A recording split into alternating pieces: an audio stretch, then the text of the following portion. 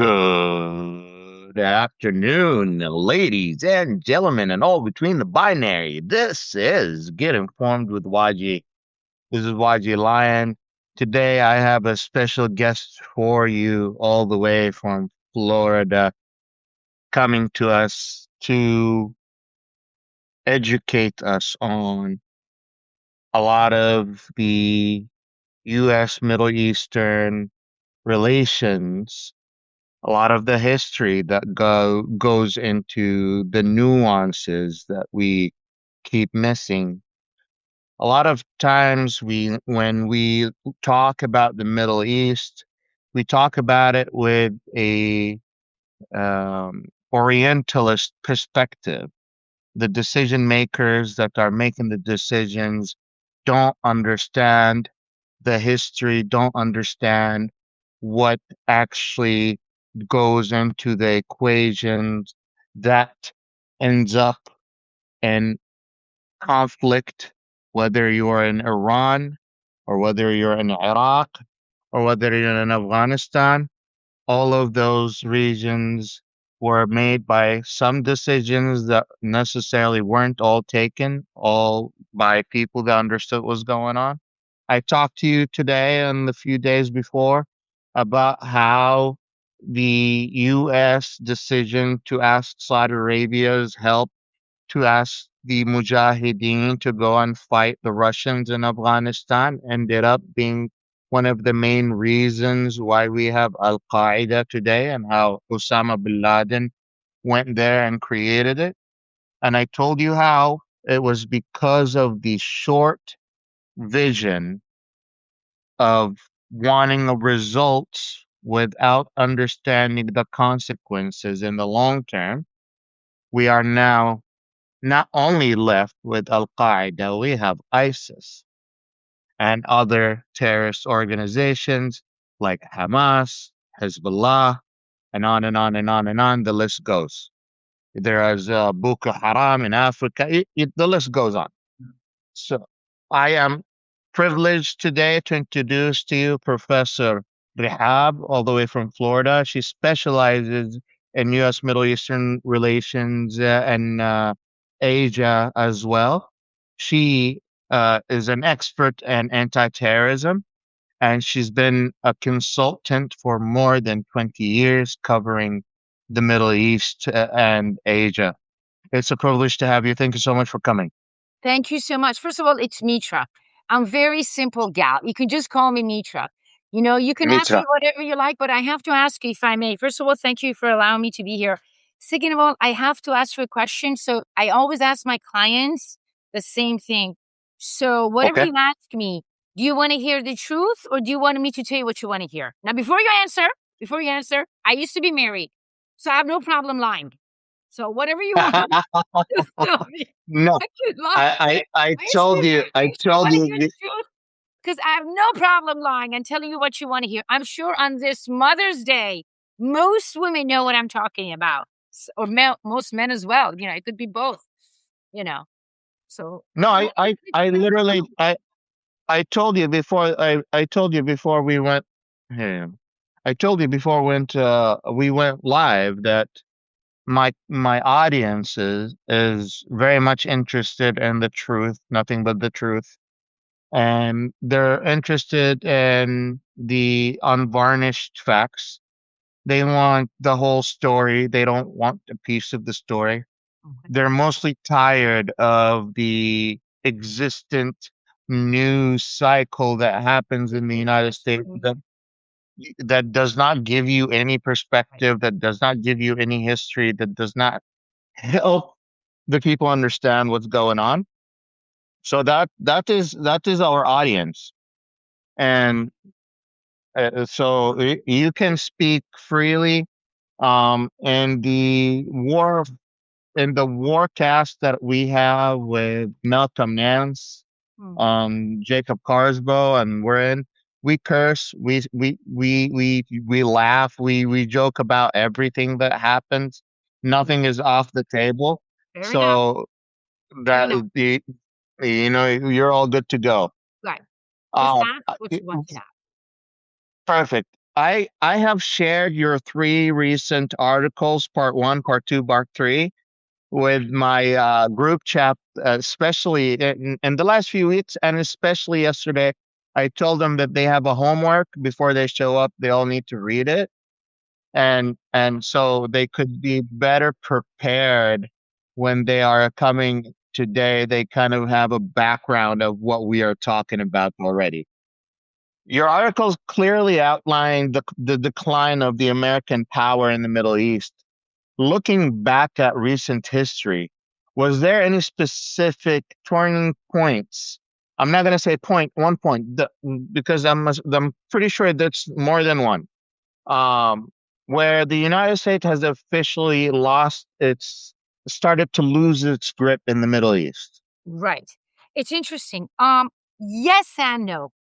Um, I'm going to tell you something because you can go back and argue, well, with the 1960s and so actually what really pushed the United States to lose its influence was September 11th, but not the invasion of Afghanistan, but the invasion of Iraq. That's what pushed the United States. And I want the audience to understand is that, sometimes the impact of something is you're not going to see for 100 years, but in today's world, you're going to see it right away. What really ended the decline, ended the power of the Islamic world in many ways was the finding of the New World, right? Because that gave eventually within 100 years, the Europeans had money, had land, had slave labor, and eventually that brought up the Islamic empires to their knees within a few centuries. It's the same now, but in a different manner. What pushed the United States initially was going to Iraq. And I remember I was in a conference and I'm like, what are you doing going to Iraq? You should not have touched Iraq. And they couldn't understand. Their intention has always been to destroy Iran. So they figured if we go to Iraq, we're going to destroy Iran. But what they didn't realize was that by removing the Taliban, by removing Saddam, you were removing the two entities that curtailed Iran. Yeah, go ahead.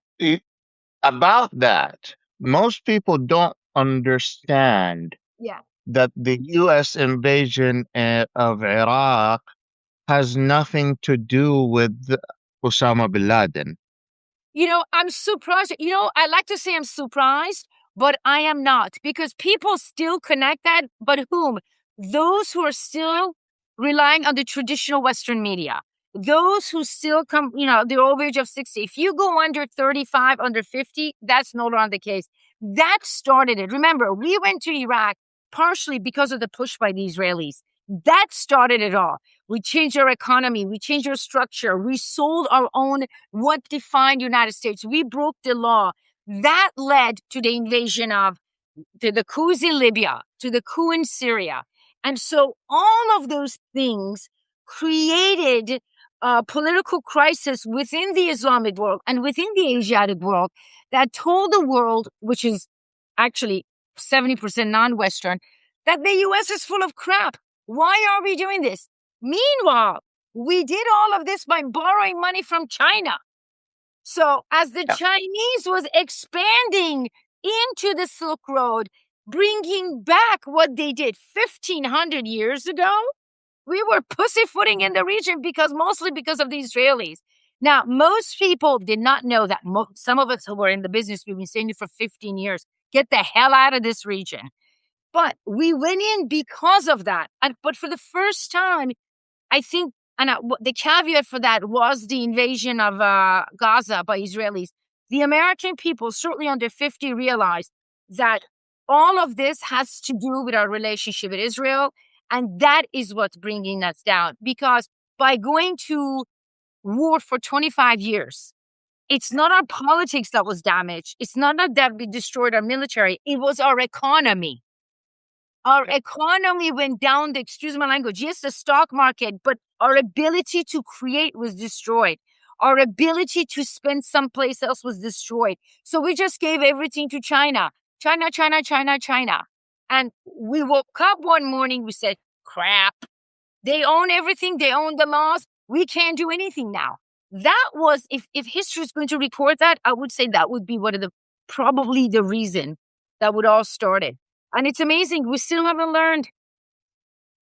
So since we got into the Iraq, I would love to take a minute and give our audience some of the history because the U.S. relations with Iraq is complex. We supported Saddam Hussein for a minute, um, and then we turned against Saddam Hussein. Right. And before Saddam Hussein, there was King Faisal, right? Uh, could we like Go go back like a little. step by little go back a little bit so people could catch up on what happened and why it's so complicated by now because there's also Shi'is and Sunni. There's That's not an issue. The Shia Sunni thing was something that the US and the Arab Gulf countries pushed. That push was not there. It was like that. I uh think for when 1953 we put in the Shah and that started it all. You can go back in Iran to 1953. I mean, how far are you going to go back?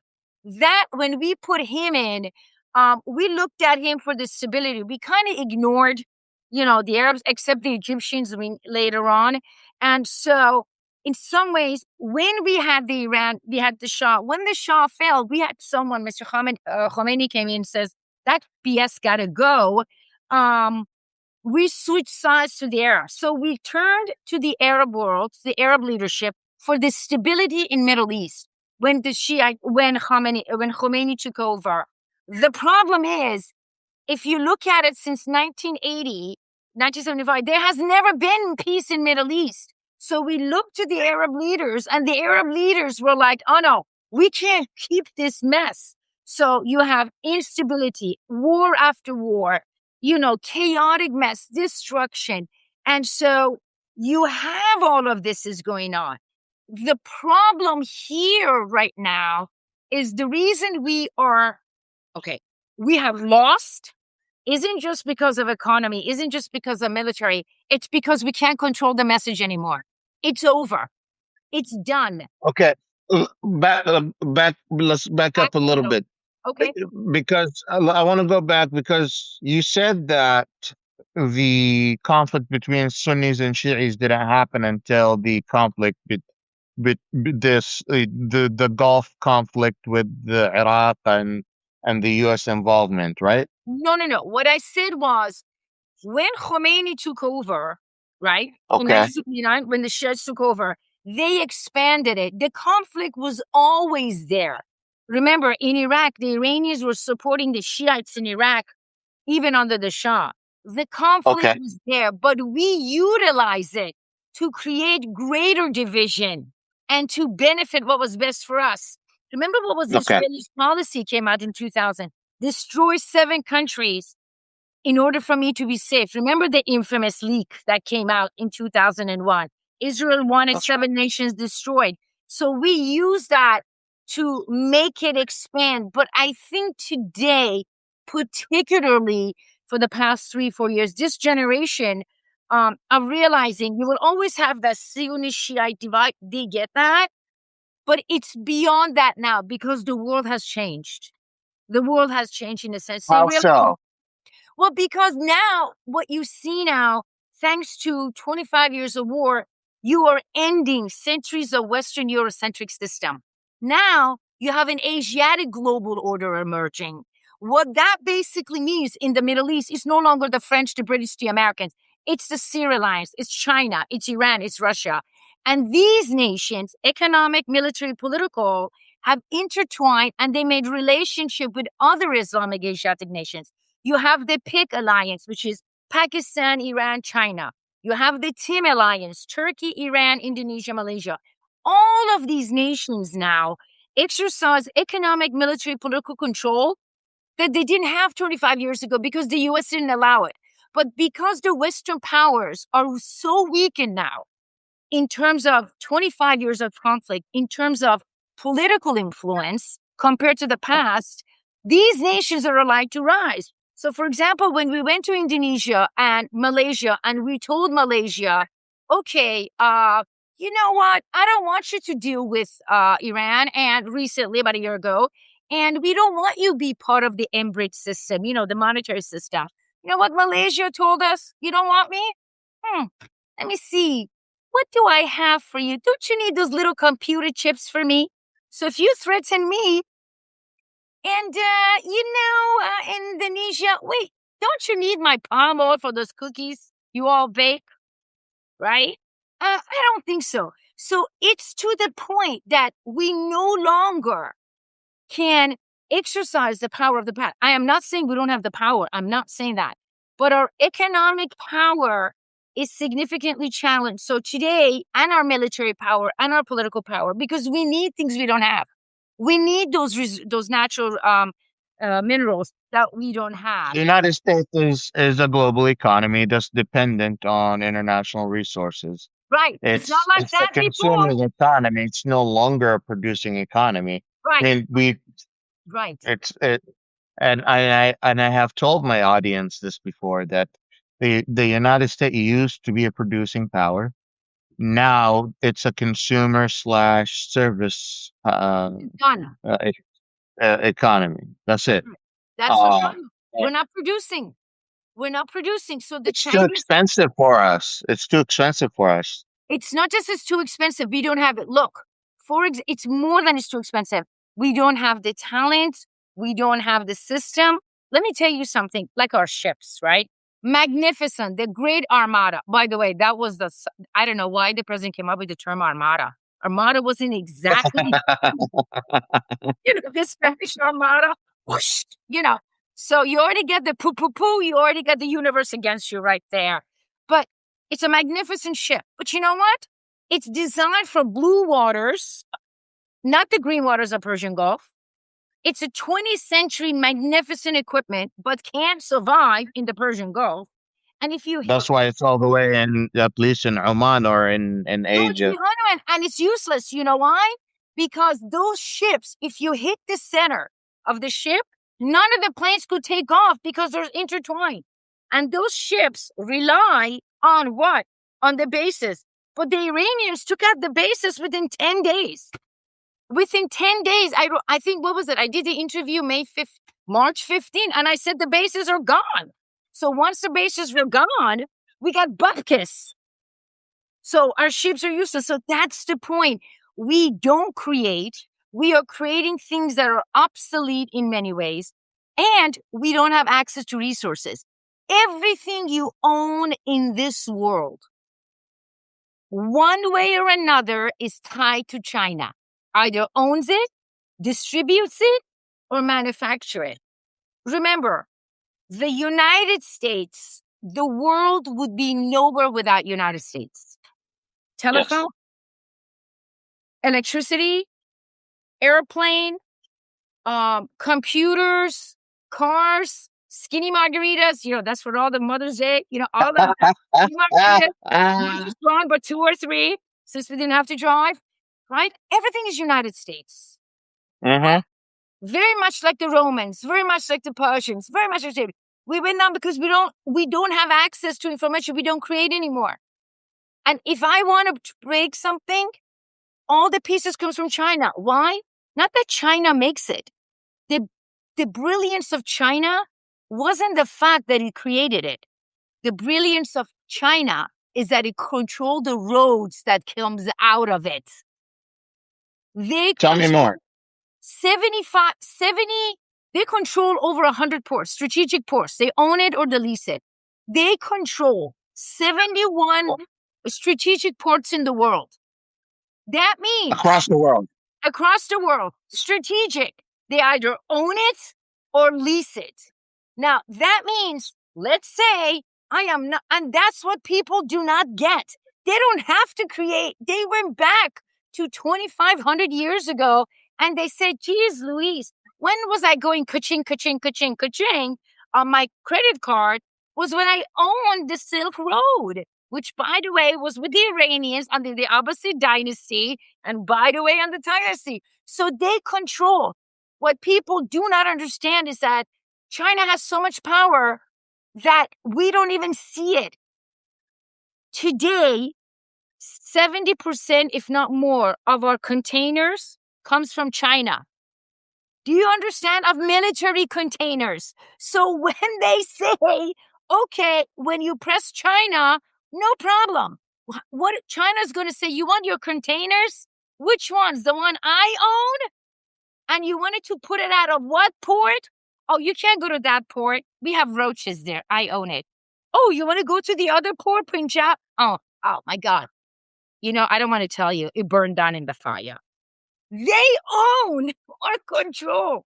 That's their power.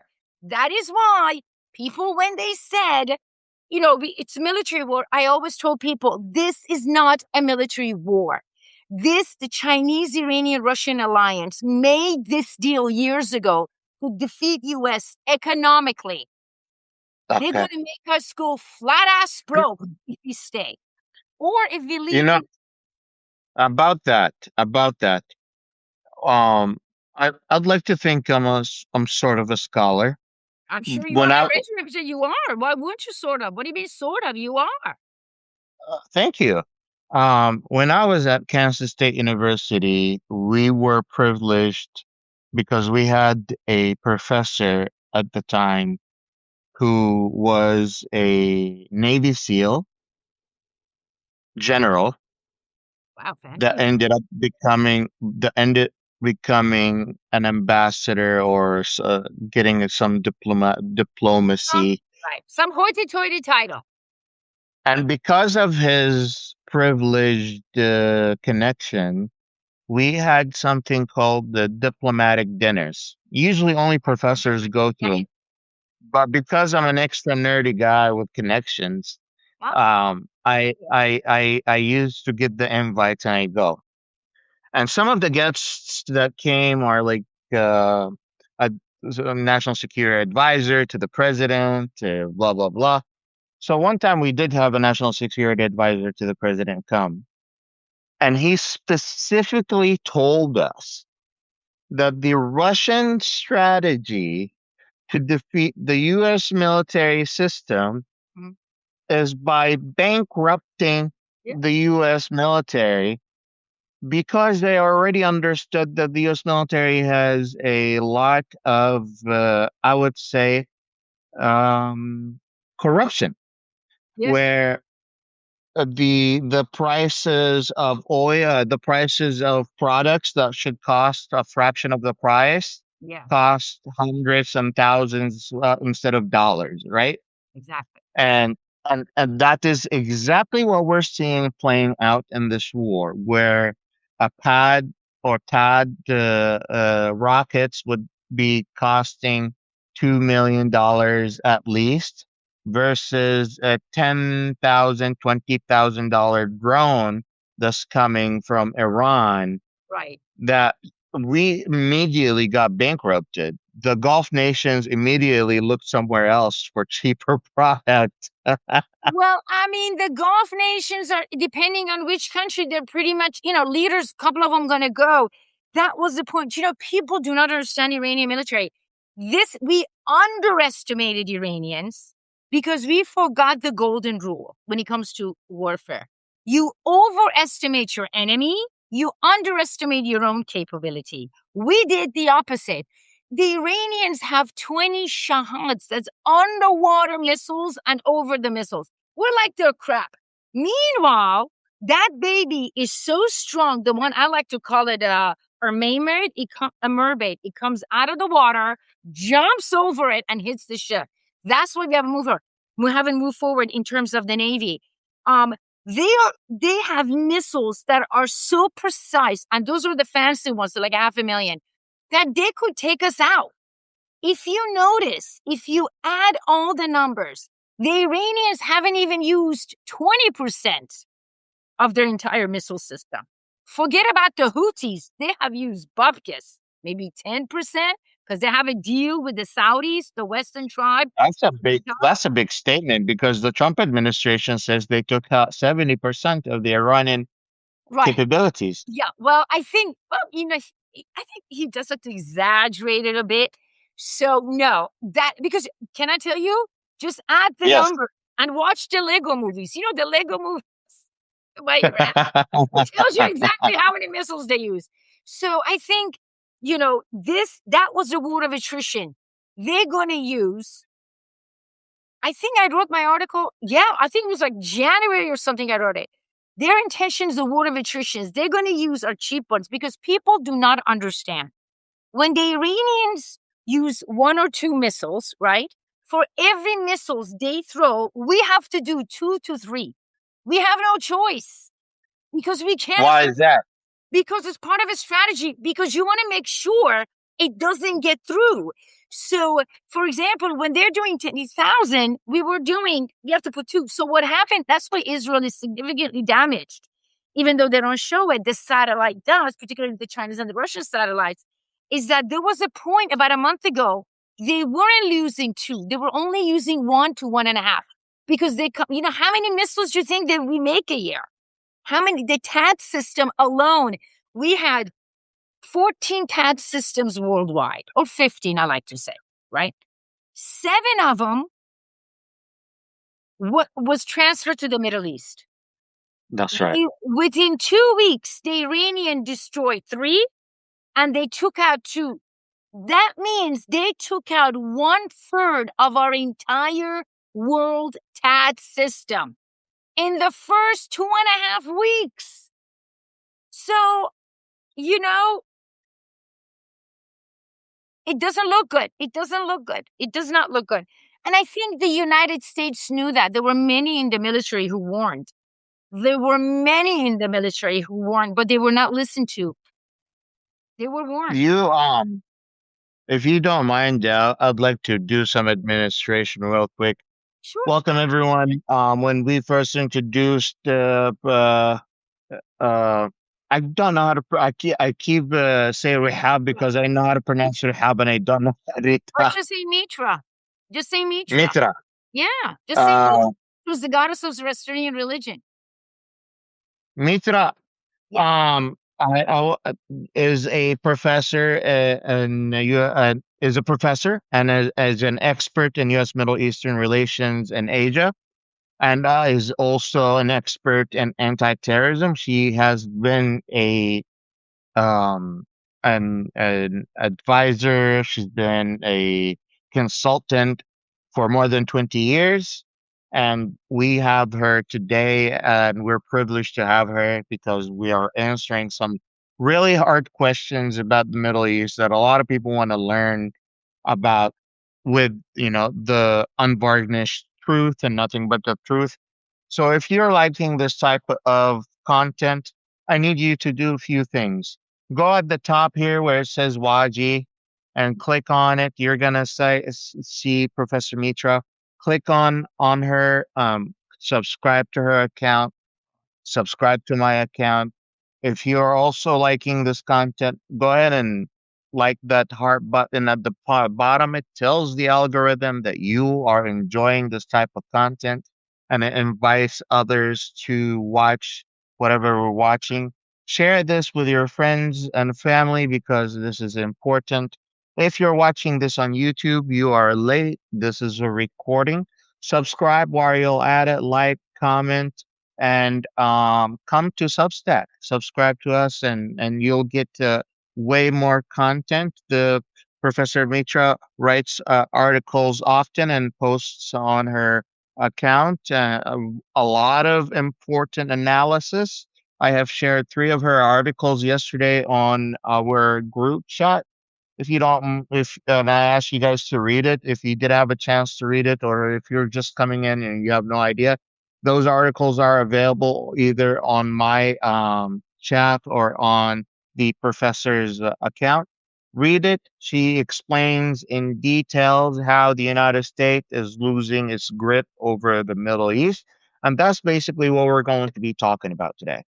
Um, Thank you for allowing me to do this administration. I didn't have a chance to do it at the beginning. You're so kind. Thank you so much. Absolutely. You argue that the decades of U.S. military interventions have ultimately backfired. How did these foreign policies failure push other nations to team up and challenge the American dominance? Okay, so I'm going to make it kind of simple. Look, a war is not just military. It's economic and political. And in this region particular, Believe me, political victory at times is much more important than military victory. Why So, so? in a sense that, let me explain. You are, in the case of Iran, they don't have to outright defeat the US. As long as they kick our ass and we're destroyed economically, they have in a way won because they're like, I took on a world power.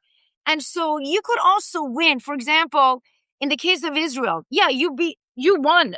You're not, you're semi-winning against the Palestinians, but you lost the war. They lost the world. No one is on Israel's side except a few Western leaders, and that's it. And so what happened was once the United States keeps going to war, it wasn't watching any place else. It wasn't watching Central Asia. It wasn't watching Southeast Asia, and so that allowed China and Russia to unite and expand their influence, particularly China. And then what also allowed us, nothing, and I mean nothing for the past 2 years, has allowed China and Russia and the Iranians to move than this Israeli conflict. And by that I mean was that unlike the past where the United States, everybody looked towards the West, Washington Post, New York Times, Fox, even into the Iraqi-Syrian war.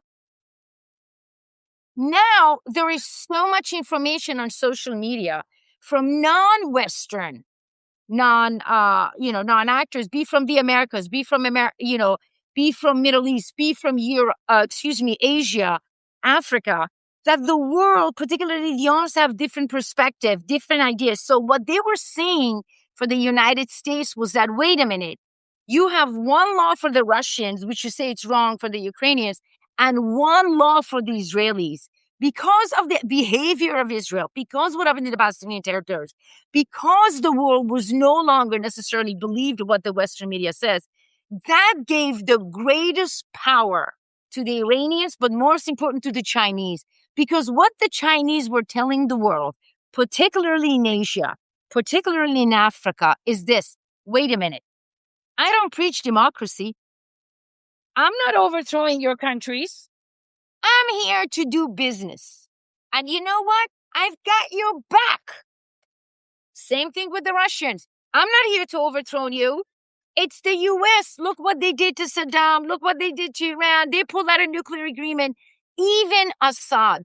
The Russians and the Iranians were with Assad till the last minute when they pulled them out, even though Assad betrayed them both. He stayed with them to the last minute. And so what you see now is that the Chinese and the Russians are with Iran like this. Iran is not alone. He's got two big brothers right there, giving him military information, technological information, economic influence for making sure the ports are not coming out. But the US has lost that reputation. You cannot trust the US. We lied about Iraq. We lied about Libya. We lied about Syria. We pulled out the nuclear agreement. We have one law for Israel, one law for everybody else. Those things, those political realities add to the military conflicts has allowed a new Asiatic rise. Because if I am sitting in Indonesia, in Malaysia, in Bangladesh, which we're trying to go, and China standing there and Russians, and then I have the US. Why would I want to trust the US? I share geography, history, ethnicity, culture with China, to a certain point with Russia, and they have never betrayed me. But the United States, there's no guarantee they won't betray me, particularly when it comes to the Muslim world, and particularly the Arabs. They will only have eyes for the Israelis. And so that is why we're never going to get our power like it was before, because the world's power, yes, United States is one of the powers. Europe is important. But the center of economic, political, military influence, it's Asia. Those are the nations that are defining, and they are not necessarily pro-US. Doesn't mean they're pro-China, but they're not anti-China. And that's the key. They trust them. They don't trust us. And by the way, this has nothing to do just with Donald Trump. I'm going to make that, it's easy to blame Donald Trump for everything there is. But it's not just him. It's the whole system. They can't just keep blaming him. It's all the people saying. I know you This is my follow up. disagree. I know. No. I don't disagree. I have a follow up. Of course. Do you think Orientalism has anything to do with it? And if so, could you explain that to us? What is Orientalism I was going and to how ask it's playing a part? Okay, I was going to ask you, what do you mean by Orientalism? Because most The Edward people Said use the version. Oriental. They don't even use the term. If you're under 35, they're like, I don't even know what that means. I don't even use the term Orient. I mean, I don't mean that, but I'm just using under 35. I don't Yeah. mean, that they don't even use that terminology. That terminology is really for intellectuals and people over 50 from Europe who's still Western Eurocentric system, who's still believing they're God's gift to this earth. But what happened is magnificent civilization. Those nations, particularly Britain and France, that were the empires of the pre-World War II, relied on nations that sustained their power, whether it was Asia, whether it was Africa. Those world is gone. Those nations are with China now. So they have this mindset that, this is just China. They're not as powerful as we are. But that has shifted because of this. Ah, The people generation can see everything right away. People see everything right away. People are looking at it right away. People say, Google, give me this, or Gemini. I'm just making things up, obviously. Gemini, give me that. So it has shifted. What I thought was so fascinating about the behavior of the Israelis when they attacked Gaza was that it was the global South audience, which is almost 70% of the world, was educating the Americans through TikTok, through Yes. Instagram. That was a shift. And I realized that's it. Even through X, even through Substacks, you have all these people are saying, you Americans need to look at this. And this generation is. They're like, okay, they're not sitting here reading a New York Times or Washington Post or listening to some 65-year-old guy on Fox or CNN who's been saying the same thing for 30 years. They're not going to Hmm. listen to him. That is the shift. And that is why we no longer control because of this greatest technology, which we have to create. Oh, I this don't, is um in order for us to understand why it was really hard and why it's still hard for the Iranian, and this is another follow-up the question that I wrote in my pad. You've mentioned a lot of good points that have been following like writing a lot of points. Um, we talked about how the U.S. system used its all might power almost against the Iranian government, and the only thing they were short of is a nuclear weapon, and hopefully no nuclear weapon would ever be used. That would be drastic for not only Iran, that would be drastic for all of the countries. humanity. Yes. Yes. Um, the Iranian government hasn't fallen, and that is due to several things. I tried to explain to my audience few times the structure Hmm. of the Iranian government Yeah. and how it's considered to be the most complicated government on the planet, right? Smart. And that that kind of played a part. I'm happy to pull a diagram of the structure of the government. Would you like to go over that Right. on whether that played a part in the mosaic military strategy and So let me tell you why the government didn't fall for several reasons. Number one, nationalism. Iran is the most nationalistic country in the world. I, hmm, I don't think even the Chinese could compare. I mean, yes, they could. When you attack their nation, and that was happened with the coup that was done in December 28th, and we said, oh my God, it was an uprising, it was an uprising. It was a Western backed coup, and we all knew. I mean, hell, 3 days later, I wrote an article. Okay, the coup is over, the Iranian government already won. They were extremely nationalistic.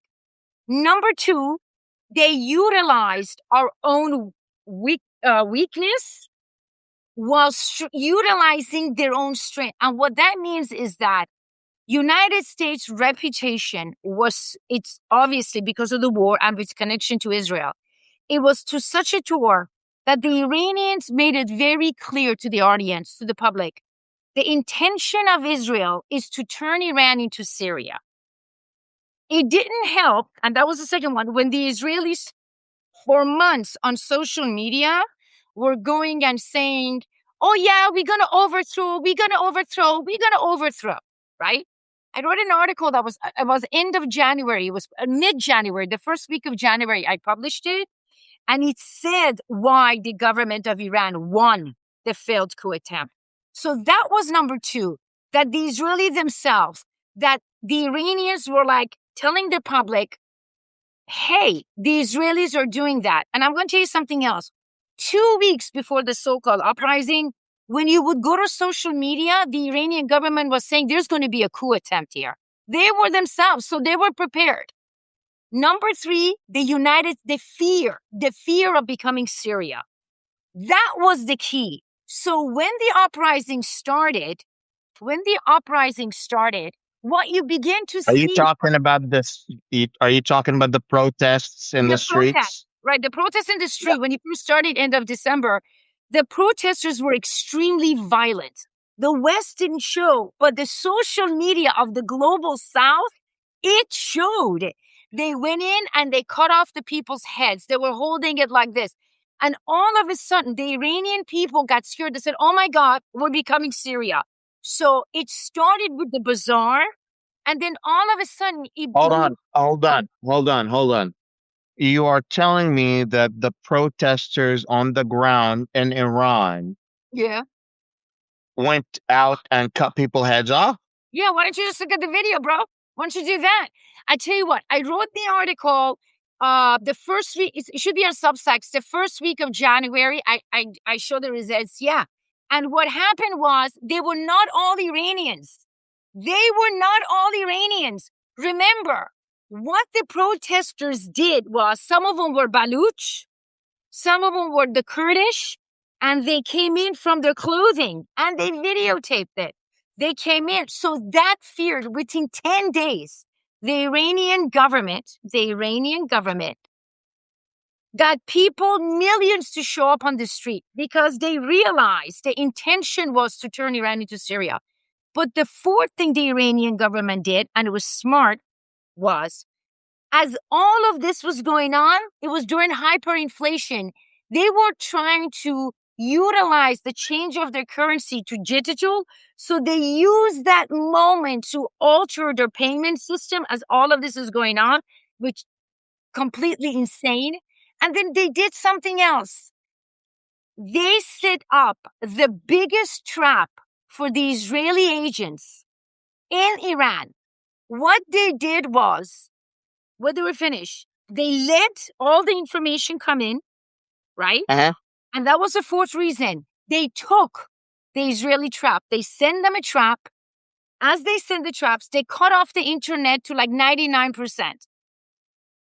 In order for them to send that information, the opposition or those people who were trying to do a coup had to raise their internet level. When they raised it, the security forces put the drones and they caught them all.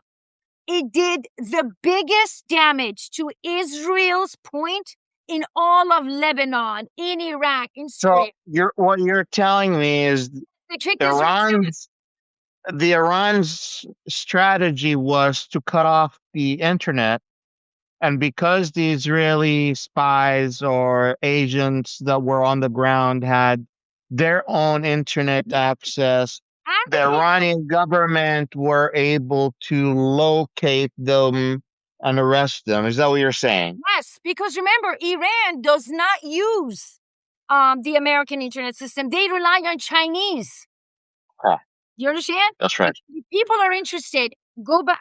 Like the first week of January, I wrote it, and the second week, it shows you what the Iranians did.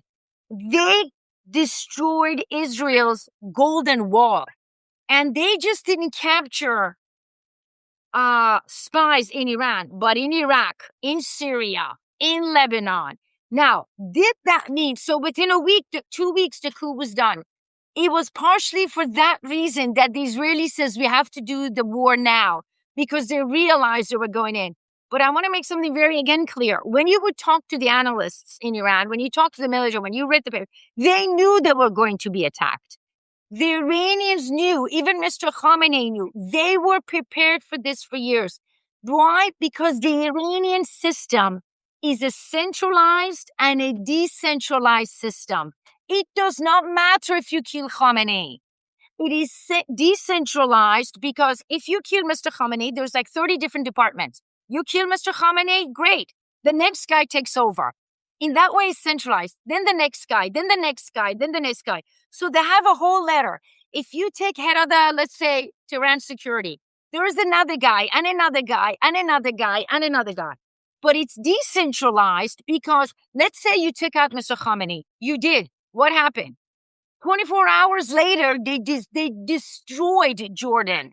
Why?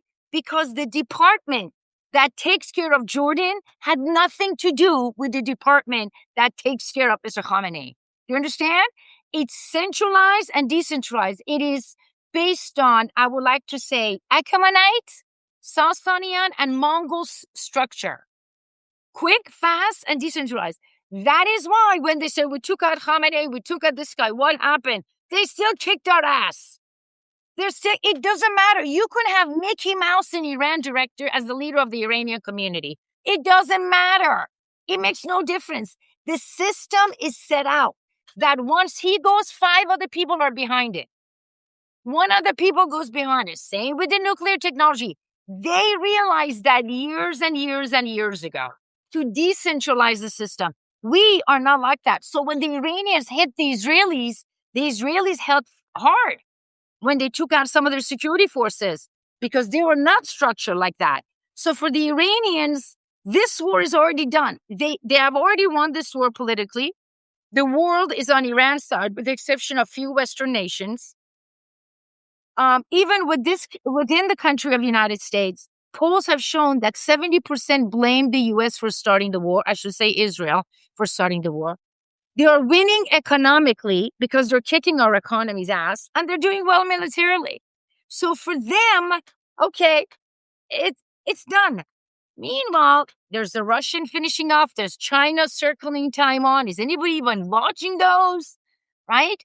And so that's their alliance. And that's what I said when I say United States, it will never be the power prior to the invasion of Iran. Doesn't mean we're going to fall tomorrow. Absolutely not. Doesn't mean we're going to fall 5 years from now. Absolutely not. What it means now is the new Asiatic global order. And in this region, it's no longer the U.S. or the Israel. The Israelis are out. It's the three. That takes me to the next question.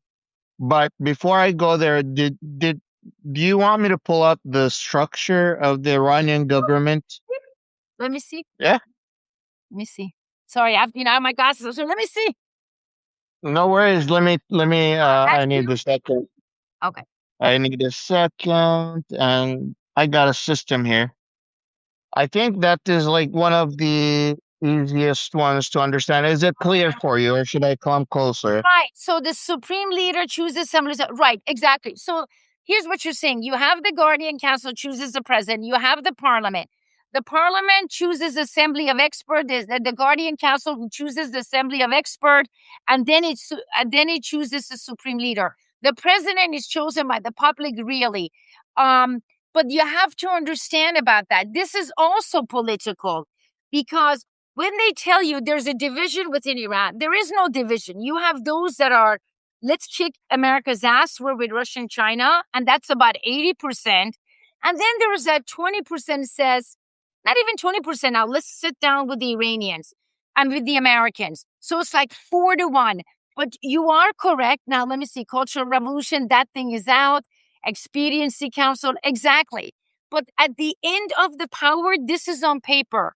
The power right now, and people do not understand, the power of Iran is shifted to IRGC, and after IRGC, the military. It's these two. Yes, you have the spiritual leader. I understand that.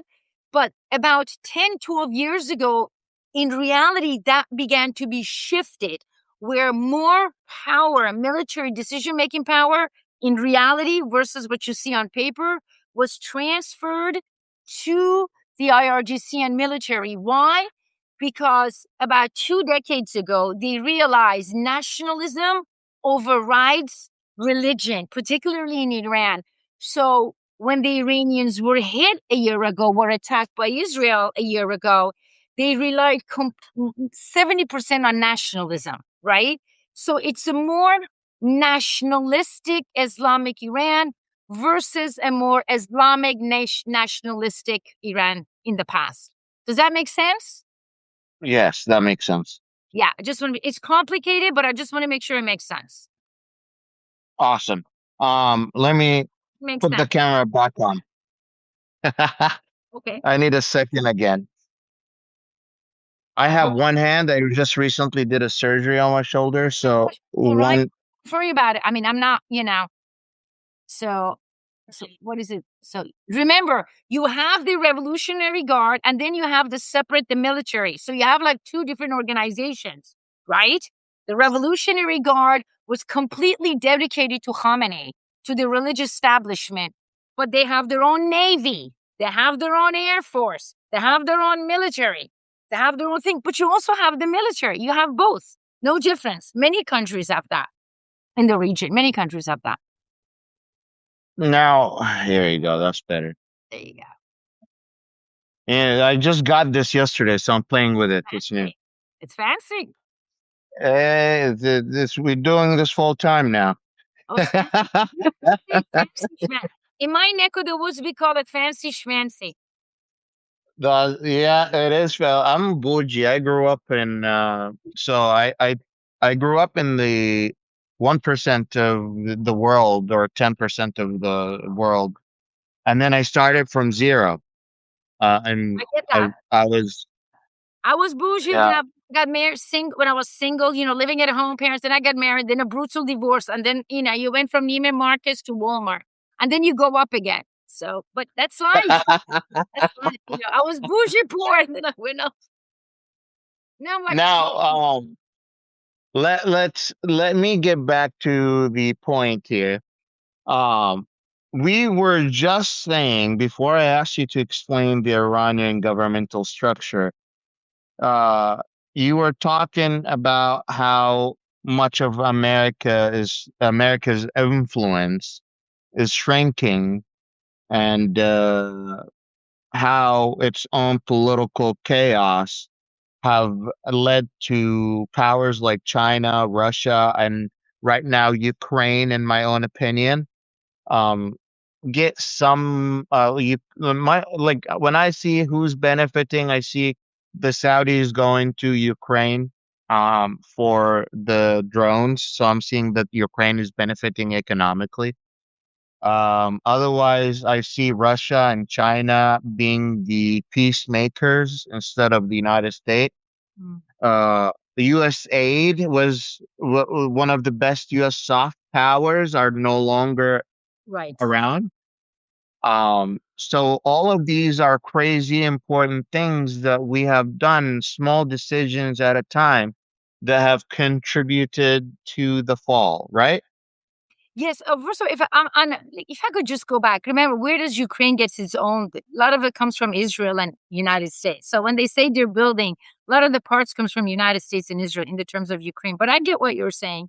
Our soft power, um, it cannot be trusted anymore. I understand what the presidents did.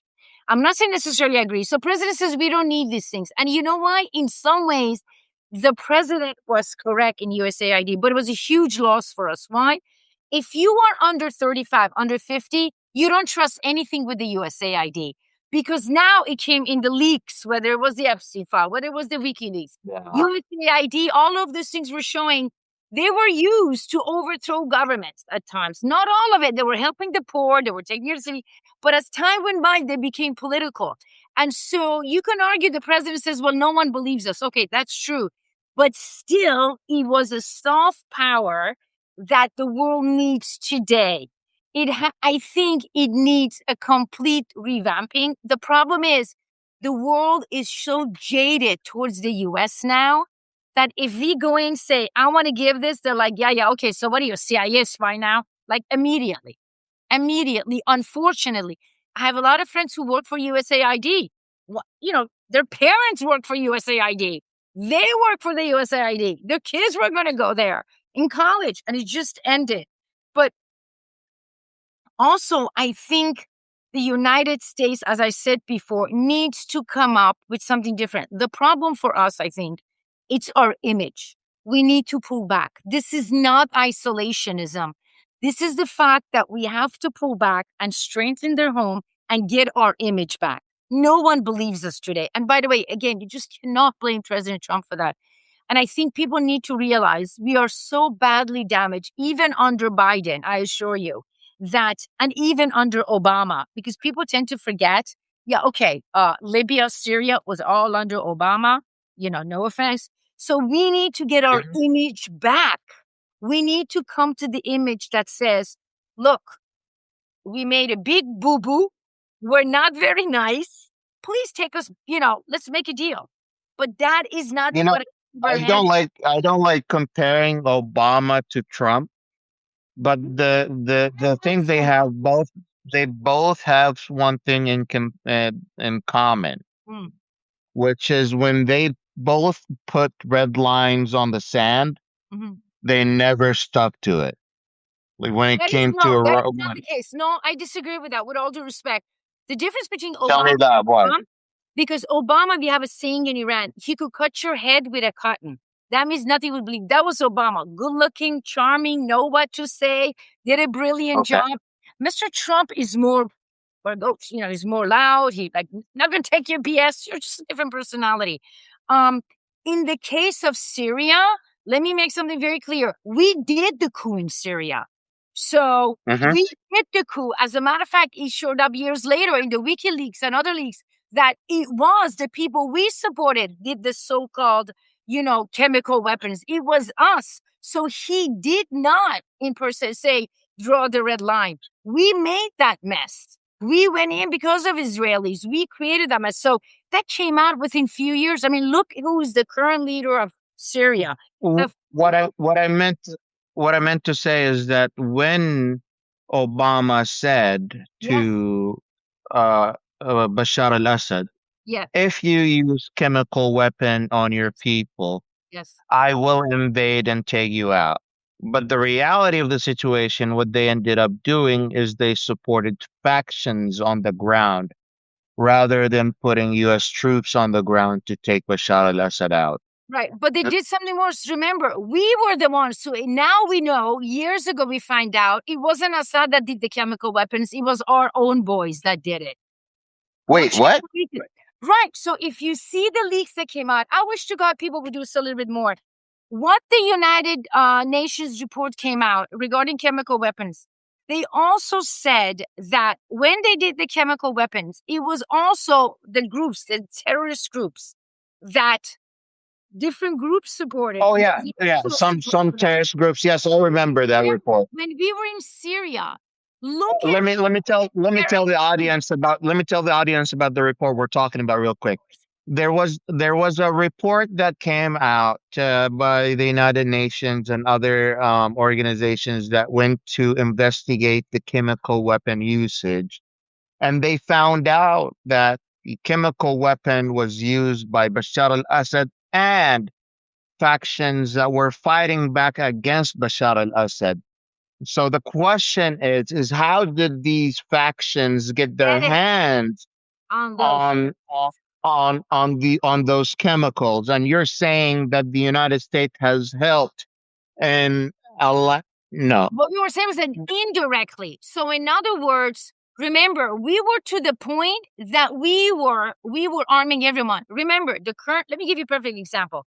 It leaked out in 2017 that the Israelis were supporting Islamist terrorist various groups. The current leader of Syria, it was leaked out. Right. Or Ahmed al-Julani.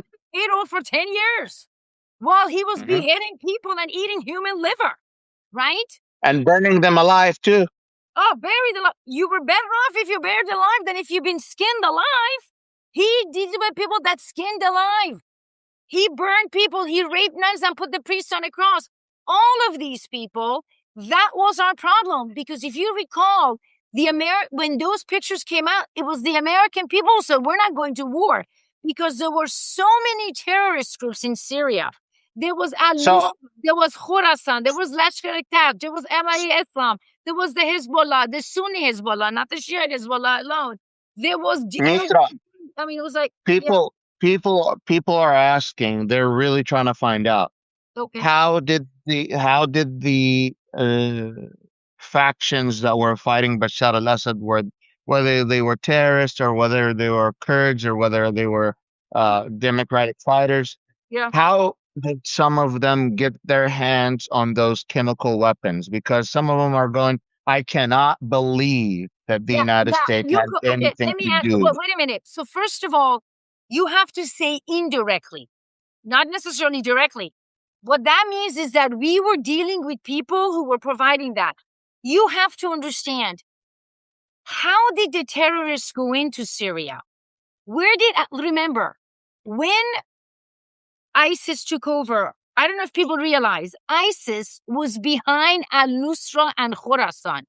Khorasan and al-Nusra were the top dogs in Iraq.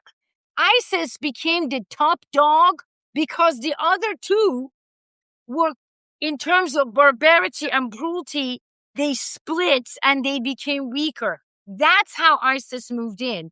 And look at the geography. What country is in the border with Syria? I give it. Iran, No, no, no, Israel. no. It's just no. You can have a club sandwich with it. Gobble, gobble, gobble. Turkey, gobble, gobble. Gobble, Turkey. gobble. Gobble, I'm gobble. tired. I'm so tired. I haven't slept much. I'm sorry. You should have the martini. Okay, so what happened is a lot of the terrorists did come through there, and they knew that. So it was to the point for the analysts, people such as me, even the military security department, it was so scary that the United States did not have access to all the information. That's one of the reasons that the Americans says we can't support any of you, because it was so messed. When they were sitting down with the Iranians, when they were making the nuclear agreement, we asked the Iranians for help, and the Iranians told us, we help you here, but half of them are on your own payroll and our Israeli payroll. We didn't even know. We could have gone to one city, and the next city you were helping the terrorists that you were fighting with on the previous city. You would go to one home, that was working with the guy that was your enemy, but it turned out to be your friend. It was a chaotic mess, Syria. That is the intention of the Israelis. That was the point, to allow this mess. And by the way, the Turks were instrumental on that. And so when you had the Russians and the Iranians and the Chinese, particularly the Russians and the Iranians and Hezbollah moved in, they said to Assad, park your ass. We're going to help you. And they were instrumental. What defeated ISIS in Syria was Iran and its allies. They paid a price for it, a massive price for it. Same with Iraq. Otherwise, both Iraq and Syria would come and fall into ISIS' hands. And so, but that was long ago. They learned how to fight from that. They lost a lot of people. The Iranian population was extremely unhappy. Then they realized, oops, last year the Iranian government did the right thing. So it does not matter. It's gone. The Syria that you know, it has to rebuild. And so what you have today now is a chaotic, mess that we did a coup in Syria, stable system, semi-stable system now. We did a mess in Libya, destroyed. It's 3 different countries. That's just Libya today. Israel is stuck in Lebanon, right? It's shattered in Lebanon. The Hezbollah really are doing massive damage to the Israelis. And so now we are in a situation in which the Asiatic world and the African world are just pulling back and saying, this is your mess. You clean it up. And we are just losing our reputation, and we don't have enough manpower. We can go to ground war with Iran, but you would need 800,000 men. And even then you wouldn't survive. And so Okay. this war is not going to end soon. We have Azerbaijan as an ally, but still. You are Iranian. You're Persian. Mhm. I tried to explain in the past the Shi'i in particular jihadi mindset and whether there is or isn't any rhetoric in Iran at the moment that if you get killed by the American government, you're a shaheed No, or Shahid always made. First of all, jihad is a term that the Arab Sunnis use. It that comes from an Arab Sunni term. It's not a Shiite term. Jihad only means your struggle. So what you're referring to is this particular sect of Islam that's based on Zoroastrian beliefs. And it is also within the Islamic system, within the Sunni system, because you have 14 different sects of Islam. Hanifite feel the same way. You know, Malikites, I don't think so. And Ishmaelis, it's a different. So what that concept says is in many ways is pre-Islamic. That says it is based on a belief that it is written. So when you die for what you believed in, you are guaranteed to heaven. It has nothing to do with the United Israel or that anything like that that. w- That has not that. well, But it is based on a certain belief. You will always have certain sect of Islamic groups who will say, yes, if I die, I'll go to heaven. That's the same thing with Judaism. It's the same thing with Christianity. Every sect of religion has that mindset. Every sect has that mindset. But in this case, the greater majority are saying is that they're fighting for dying isn't because they're ending up in heaven. It's because they're defending their land. However, that's right. That's a form of jihad, and no, it's not. But your jihad is an Arabic Islamic theological term. This is a cultural term. What that basically means, it's based on nationalism. What they're telling you is, don't be afraid. What will be, what will be. In other words, many culture has that. Even many Christian cultures, particularly Germanic, you were never well, afraid to die because your destiny is written. That is not just one term. In other words, why should you but afraid to die? is okay? There's Is the such a shaheed higher term level. applied on? Is the shaheed term? No, you're absolutely fine. I'm just Oh, the trying to Shaheed, understand more. absolutely. That's an Arabic term. That comes from the term Arabic. That means he gave his life. He's a martyr. You have Christian martyrs. You have Shaheed. It's just a different term as a martyr. So you have Christian Okay. martyrs. Christian martyrs, remember all those Christians who died in 14th century, in 15th century, in 8th century, all those you have So Christian. you're saying like to explain this right for me and everyone else. Sure. You're saying that martyrism in Iran and Shia and the Shia belief has nothing to do with jihad, because in the Sunni belief, jihad Yes. has a direct correlation with being a martyr, right? Yes Uh, and no. But that's a little again, different here. no, look, it's extremely complicated because it depends on which sect of Shiaism and which sect of Sunnism. Are you Hanafi, Shaifi, Maliki, Hanbali? That's right. Are you Hmm. Jafari, Shiite, or Shmaili? Are you That's right. Zaharite? Are you Khadijite? So the different interpretation depends on your nationality, on your interpretation of the sect, and that in itself, let me tell you, would need a 2 hour discussion. And don't drag your audience in that one. We're never going to leave here. So it depends. I'm sorry. I'm sorry. But I will tell you, the Iranians, absolutely, they do have. Iran has that massive theological army, not physical army, that says, I am going to die for my God. But that in itself has even altered in the past few years, 10 years or so, because it isn't the fact that I'm dying for my God. I am dying for my land and my God. And that's the difference. Yeah. So for example, the perfect example, I was looking at this young lady. She had a sign, this beautiful young lady, barely covered, dressed to the nines, really hubba hubba, very hoity toity. She had a sign like this in Iran: I die my blood for my land, my life for my leader, referring to Mr. Khamenei, obviously, but his son, because who's Yeah. that? So it's you have those people, like literally 100,000 of them signed up, young and old, may I remind you, men and women, may I remind you. So all of them signed up. Part of it, half were like, we're going to die for God, we're going to die. Let me die. Okay, those are the worst ones because they're not afraid of death. And then you had there were people that were following them, that they were dying for God, and they were dying for their land intertwined.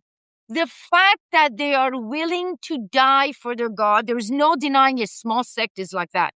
But the significant majority are dying not because of for their God, but for their land. And that is the difference you see now and then 40 years ago. And that is why when you took out Mr. Khamenei, when the U.S. took out Mr. Khamenei, it was the greatest gift you could have done to the Revolutionary Guard. Because what the Revolutionary Guard and the military have been doing for the past 10 years, they have began to make the nation a more secular, militaristic nation in which you will have the religious class, but they will did marriage, divorce, social issues. But the nation would be sort of like back to the old military style system. So that's Has the difference. I'm gonna make it quick. You don't need to go in detail. Has the U.S. attack on Iran kind of destroyed or shut down the protesters on the street, or turned them against the U.S. by any chance? But let me put it this way. First of all, we do know it was a coup. So you remember, according to in the Institute of War, the protesters were only between 25,000 to 45,000, right? Out of a nation of 95 million. That's nothing, bro. That's nothing. But I can tell you this. The Iranian government, because of United States, and in this case, Mr. Netanyahu, is not going anywhere for generations. And the nationalism that I see now, it's 10 times more nationalistic than Iran-Iraq war. Because the Iranian government was able to prove three things to its population. Number one, that the intention of United States and Israel was to turn Iran into Syria. And the fact that we admitted that, the fact that Mr. Netanyahu and their others admitted into social media, in the post, we did the coup, was a factor of that.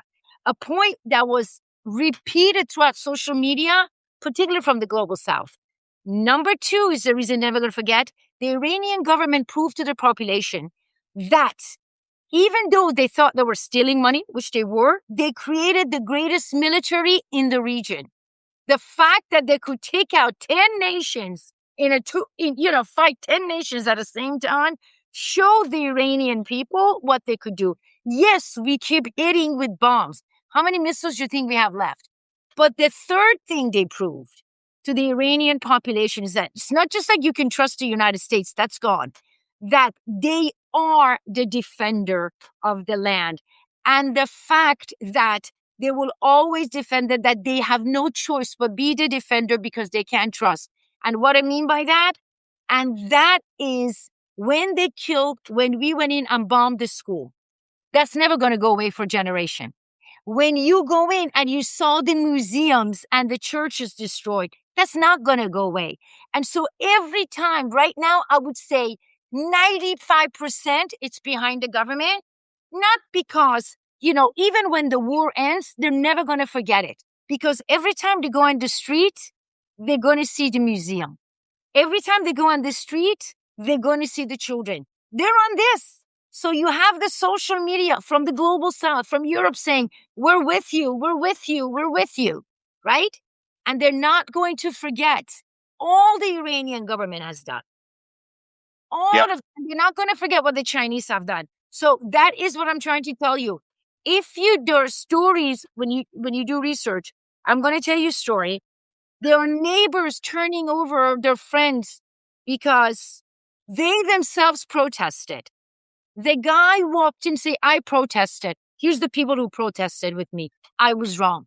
And you know what the cop says? Thank you very much, but I'm a little bit busy. We're being attacked. Can you come back tomorrow?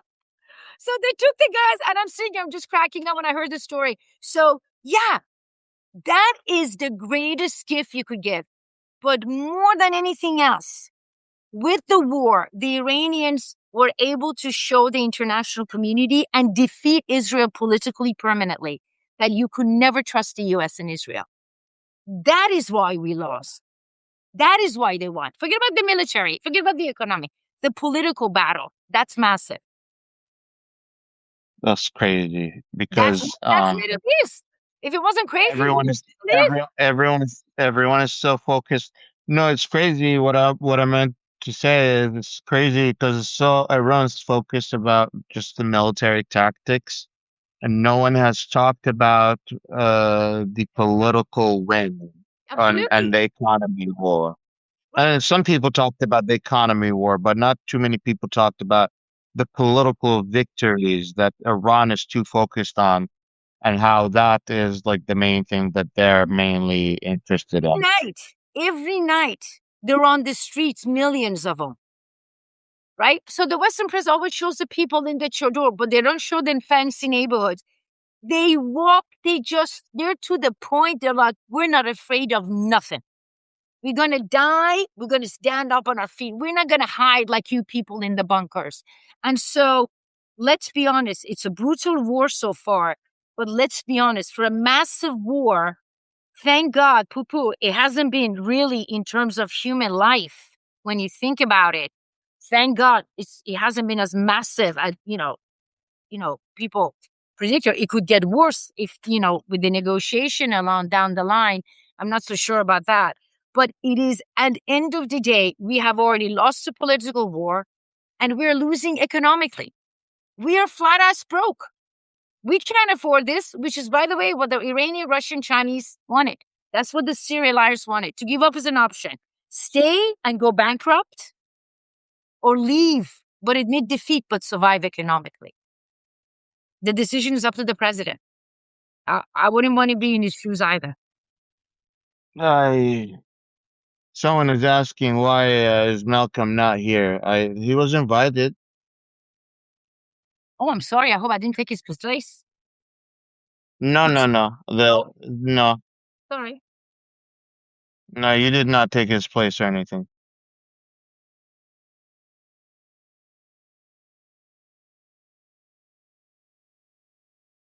Sorry about that. That's okay.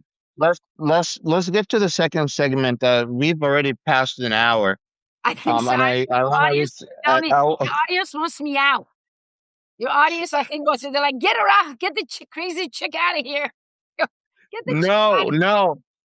It's an hour. I hope that I'm not taking all of your time. No, I think your audience is like, get this crazy chick out of here. No, the audience is saying you are brilliant. If you look at the comment, they're so happy that you are here. They're all saying that they want to go back and rewatch everything slow motion. Have a Not martini. Get a martini. All I'm saying is get a martini while you're doing this. so no, don't worry. The audience is very thankful that you're here, and I'm pretty sure that you'll be getting a lot of subscribers out of hopefully out of this one. Um, Thank you for being here. Um, as the Middle East continue to stop relying on the U.S. military for protection, Mhm. which alliances or world powers are stepping in to fill in that security vacuum, regardless of who they are? Because I suspected Turkey, I suspected Ukraine. If Ukraine, no, Qatar kicks if Qatar kicks out the United States from its Oh, I base. see what you're saying. I apologize. I understand that. So first of all, I get it. I think it depends. So let's get UAE out of the way. So first of all, UAE is pro-Israel. They made it very clear. They're not going anywhere. Absolutely, yes. I don't want to say UAE. I want to say Abu Dhabi because Sharjah and Dubai have made it very clear. This is a disastrous policy because remember, just before the war, you have the Epstein crisis that people had a fit, right? It just shut down Dubai, the party scene, because it was a disaster. They put very restricted laws. When the war started, the Iranians, they did hit because they were being hit from there. And so Abu Dhabi came up and said, okay, excuse my language, so's your mother. I'm going to go with Israel and the US, literally. Unfortunately, with that, they also destroyed their future because what Sharjah, what the other place, what Dubai were trying to be, was supposed to be the Singapore of the Middle East. That went out the door because not of the war, because when Abu Dhabi came up and basically said, I'm going to freeze all Iranian assets that had built the nation, then I'm going to cancel the visas. So if you're coming from Indonesia, Malaysia, Africa, you're there to party and you're there for your security, and all of a sudden you could lose everything. What do you want to come here for? So it's out. So I'm telling people, Dubai, okay, hello, move on. But again, if you have Saudi Arabia, if you have Jordan, Bahrain is different. Bahrain is a 70% Shiite country, 30% Sunni, and they are facing massive problems. You have things are not working. They went after the Shiite groups, particularly the Iranian Shiite groups. I'm not sure how long that's going to last.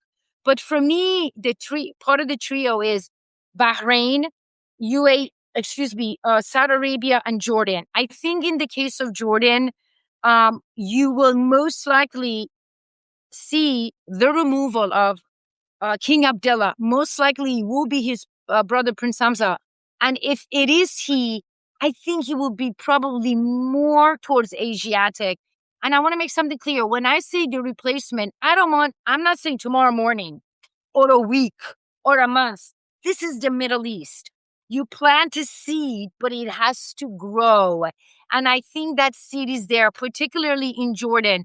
You have the top tribes, the Bani Hassan, the Bani Sakar, the Bani Ahmad, the Hawitad. They have pretty much told the king the jig is up, bro. On top of that, they're not just in the military, they are in the social structure. So Bani Hassan, for example, the 1 million man army in Jordan is not just military, part of the national army or part of the army, but it is also part of the garbage collection and part of the electricity, I believe. So these people are basically slowing down everything in the kingdom. They're making sure the electricity is not all the time. They make sure the garbage is not being parked all the time. So I see a shift right there. In the case of Saudi Arabia, I think Mr. MBS will be removed. Right now, I see Prince Ahmed because he's the one, right? Look, you have the north, the south, the east, the west, the central. All the tribes, you have the Shamar and you have the Hawitad of the north, right? Closing the borders. The borders are opened, nothing getting through. You have the west, which is which is Harb. They are not just not only controlling the buses that goes to the Hajj, not only controlling the roads, they're making sure the people who are headed for the Hajj or Mecca, Medina, they're not getting there on time. They're missing their system. Then you have the Uttayyab in the center, which is the National Guard. So all of these different tribes have risen literally against MBS, but they're doing their coups, but slowly, right? They're making sure the names in the mosques are not read. The only mosques the MBS's name is literally still given are the massive mosques, the big ones, particularly in, obviously, Mecca and obviously Medina, but not on the smaller ones, right? You also are controlling, they're making sure the goods are not getting through. So with the border in Jordan, nothing is coming through. In the border in UAE, the tribes are there going, yeah, what? You want to get it through? Let me see the paperwork. This damn computer, it ain't worth nothing. It's not getting through. I have to drive. I don't have any gas. So, for example, for the United States, people don't understand what's happening. United States doesn't drive its own buses to get food from the ports in Saudi Arabia to its base. How does it do it? It pays a firm. That firm pays companies in Saudi Arabia who are owned by the tribes. So the goods are not getting there. They're getting late. So we're bringing everything by air. Uh, and so the tribes are exercising tremendous amount of influence in garbage collection, in electricity, in water, making sure the bases are not getting goods they need, making sure MBS is facing obstacles. So MBS is also going. I think there is a general acceptance within the Arab Middle East, the Gulf region. The jig is up. No country is more powerful than Iran. That's just a fact there is. And if you trust the United States, in the case of Jordan, and in the case of UAE, um, you will have some type of a support, but Israel will always come first. And that is, by the way, the tribes really went against their leaders because they were hitting the bases and billions of dollars was spent and they were still getting hit. So I think there's a general agreement that they need to switch sides. There's by choice. It's not even by choice. They're beginning to see the shift. They're beginning to see the shift. Look, you have all these planes landing in Saudi Arabia, in Jordan, in Qatar. Every night, dozens of planes. Well, they're not bringing milk and cookies. They're bringing water, but they're also bringing supplies. And they know that. So when you have the Great Tribal Council, particularly the Shama, the Utayab, the Harb, letting MBS know, and even Ajman, his mother's tribe, right? You're from the region. You know these tribes a million times better than I do. Writing a letter saying, no, or making sure the trucks don't get there, you have a problem. You have a problem in that region. So that takes me to the next question. The U.S. has historically relied on a strict economic sanctions to control its rivals. How are countries in the region successfully building new networks to bypass Washington and completely ignore these sanctions? I did a collaboration recently with a friend of mine here on Substack. Her name is Kate Justice. She did an investigation on Trump, no, not Trump, Epstein's connections with the kingdom. Right. And she found out that he was helping the kingdom before got caught. And he helped set up an electronic currency for Saudi Arabia to specifically bypass The the dollar. U.S. sanctions. But that's just one. That's chump change. What you have right now is something called the Enbridge system. It was actually created by UAE, Hong Kong, Japan, and China. But its heart and lungs are Iran, China, and Russia. It's Enbridge system in which the digital is done, but via Chinese yuan. And so the United States people need to understand it's still the most formidable money. But if 50 years ago, 90% was the dollar, today only 58% of the trades are really done in dollar. And what that means is that if I want to do it, some people say it's 80%. It's not 80% per se. If I want to go do with a euro, I use the dollar as the center system. So what you have now are three things. They do direct trade. So I do rupee, like with Iran and India, and you do with well. Well, the realities they are falling. Doesn't matter. They have digital, and they're part of the Enbridge system because the Iranian Chinese Russians created the Enbridge system as part of their lungs. And these nations are all part of it, which means the value of Iran's money doesn't matter. You know why? Because it's backed by gold. It's backed by physically gold, which is in Iran, which is in Russia, which is in China.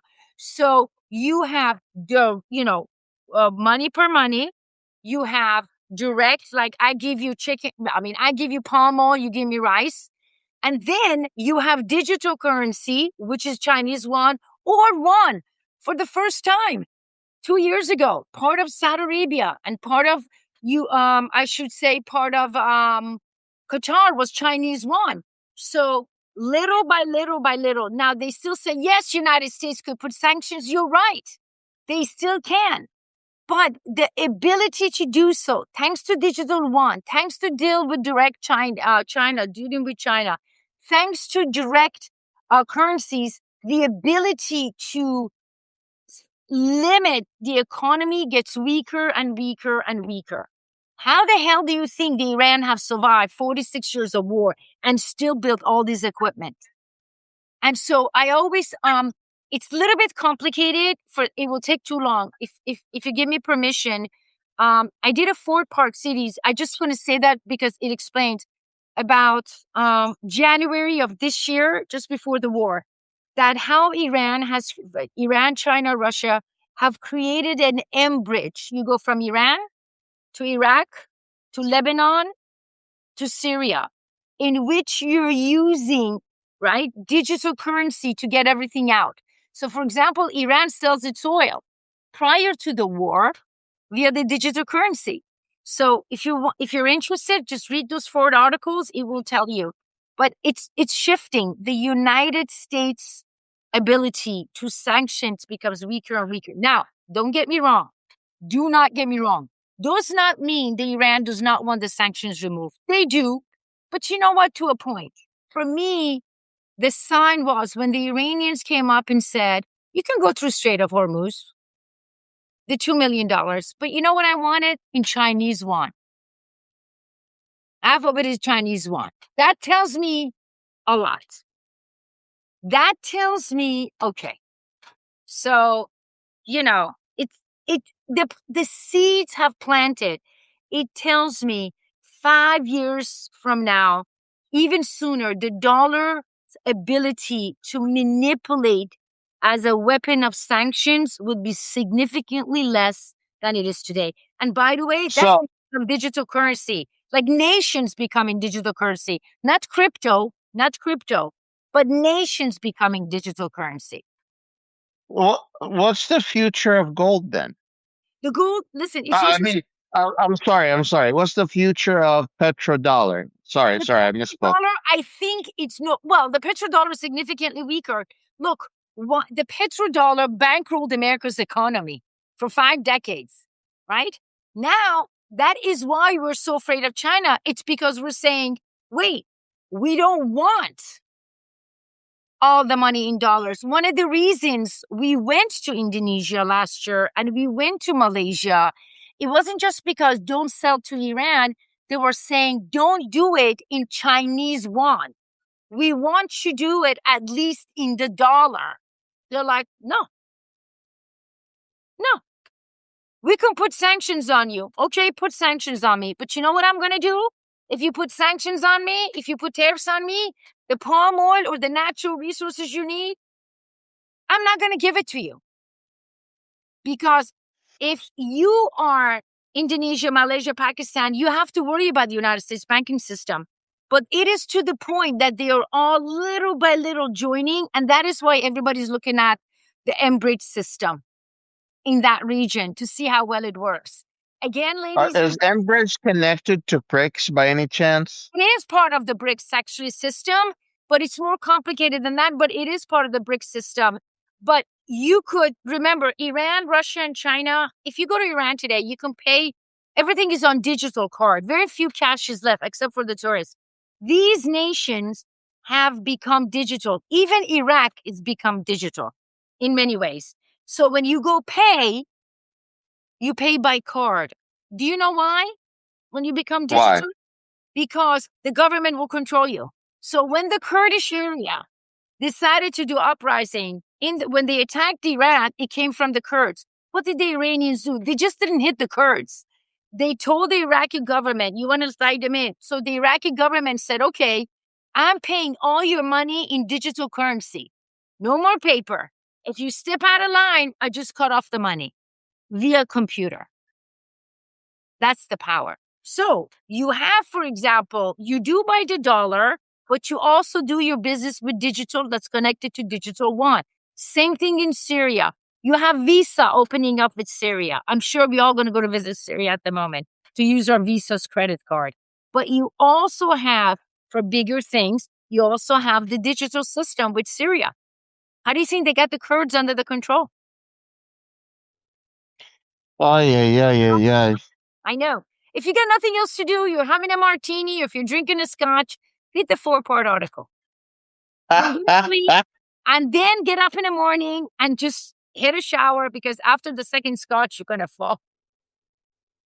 Or martini. Now the how has the current war in Gaza accelerated the isolation of America slash Israel and damaged its demographic standing with the traditional regional partners and their European allies as well, and the rest of the world view, in my own opinion. Right. So if you understand, in Israel, um, what destroyed Israel was its digital currency, was its image. Nothing destroyed Israel's power. Nothing destroyed Israel's power as the war in Gaza. Because you went from a system that was, democracy, human rights. All of a sudden, the United States, that was preaching to Russia about barbarity, looked the other way when the Israelis were bombing schools, when the Israelis were bombing hospitals, when videos were coming out, the Israeli soldiers raping children in prison. Those videos are never going to go anywhere. That is why Israel is done. Not just because military got his ass kicked, because its ability to influence politics in his favor, it's gone. But he did one more thing. Those pictures removed, I like to say, the curtain, and illustrated the power of the Zionist, what they refer to as Zionist lobbies in this country. And by that, I mean, because the only ones who were supporting the behavior of Israel were pro-Israel or neocons or Zionists, Judaism or Christian, that cemented the mindset, not just within the international community, but within the United States, that it is the power of the Zionists that are doing these things. And that's never going to go away. It didn't help the matter when the Secretary of State came up, said, accidentally or purposely, we went to this war because of the Israelis. And so, Marco Rubio. right. So Israel would never be the same again. That is why he has lost the war. You ask any Israeli analyst, they will tell you, any person that was from the military, what the radicals have done, we're finished. Because the pictures that are coming out of Israel every single day is documented till end of time. Look, 80 years ago, the Germans said, there was a German politician who said it perfectly. He says, 80 years ago, we German claimed we didn't know, but you Israelis know. That's the difference. Again, this is recording till end of time. And that has had massive, massive, massive impact on Iran. That is why when you go to social media, that is why when you go to Global South, that is why when you go to Latin America and even European nations, the populations, and in many cases, the leaderships are pro-Iran, the population, because they're like, wait a minute, who started this mess? Who are you to judge? So unfortunately, we are not going to get our reputation back. I think for a generation, we, the United States, because of what has happened in Israel, because these pictures are coming out every day, like second by second by second by second. Look, if you have the pictures of, look what they're doing to the churches, look what they're doing to the statue of Virgin Mary. And so they are not punished for that. South Lebanon, that's right. Right. That's just one, And so those that are they're not punished for that in the United States, and they're given an excuse, sort of like our secretary of, our ambassador saying, well, that's just few. But if Iranian had done that, they would be screaming anti-Semitism. If a Christian had done that to a Jewish son, they would be screaming anti-Semitism. So I think that has destroyed, weakened Israel more than anything else. The Israelis would never be able to remove this one. It's done. And for me, I think the perfect comment was when I went to Germany, I was sitting in Lufthansa lounge and I was having okay. It doesn't matter what I was drinking. So, it doesn't matter what I was drinking. I was having orange juice. Doesn't matter what I was drinking. And she was reading the paper and she read, she saw I was doing my work and she says, and she was about my age, and she says, since I was born, they were telling me how terrible we Germans were. Yet they're doing the same thing and they're not being punished. And this was her quote. I swear to God, I want my money back that I gave them. I was like, well, lady, I don't know what to tell you. So that is the problem. And unfortunately, it doesn't represent the people, the Judaic people. These are Zionists, which is not the same as Judaism. People need to understand that. It's not the same thing. And so it has permanently damaged Israel. And as a There result, is anti-Semitism. We're against anti-Semitism. oh, no, that We're is not. what they're doing is what these people are doing. People need to understand what these people are doing. They are Zionists, which is different than Judaism. It's two different things. These people that are committing these crimes are Zionists who believe in, who's like, we could do whatever we want. Well, unfortunately, that's not right. And unfortunately, that is leading to anti-Semitism. You have to be against anti-Semitism. If you are a Muslim, so who do you pray first to? You're saying Israel's action is the biggest cause of the current modern anti-Semitism in modern day. Absolutely. It's building to that because what you're telling people is that, okay, this is wrong what's happening in Ukraine, but it's okay if I do it in the Palestinian territory. It's wrong if the Iranians do it or the Saudis do it, but it's okay if the Israeli soldiers does it. So it's leading again, but that is a massive difference between Judaism and Zionism. Judaism is people of the book. You cannot be anti-Semitic if you're an Arab. You can because you're a Semite. How the hell can you be an anti-Semite if you're a Semite? Arabs are Semites. So I'm 8% Jewish. if you're a Semite, you're schlepping around there. The 10 tribes went somewhere. I have explained plenty of times that Arabia and the Arabian Peninsula has a large ethnic Jewish population. It's not Judaic, it's Semitic because a Jewish term only refers to the tribe of Judah. You have Yahudi, which means Yahweh. That's different, which is still, because remember, the term Jew comes from the term of Judah, tribe of Judah. But there were 11 other tribes. So Yahudi means the people of the book, Yahweh. These are what we refer to a modern term as Judaic. So they're all Semite.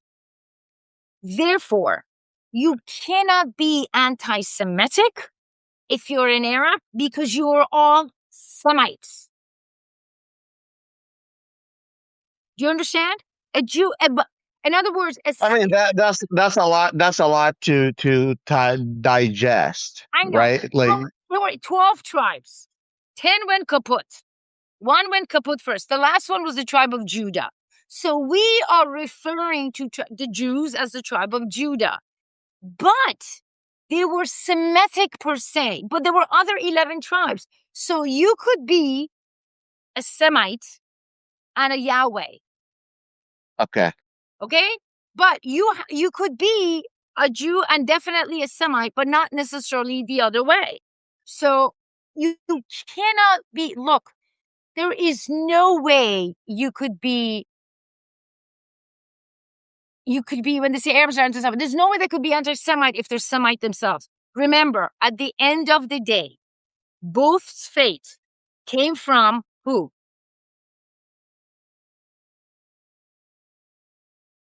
They all came from Abraham.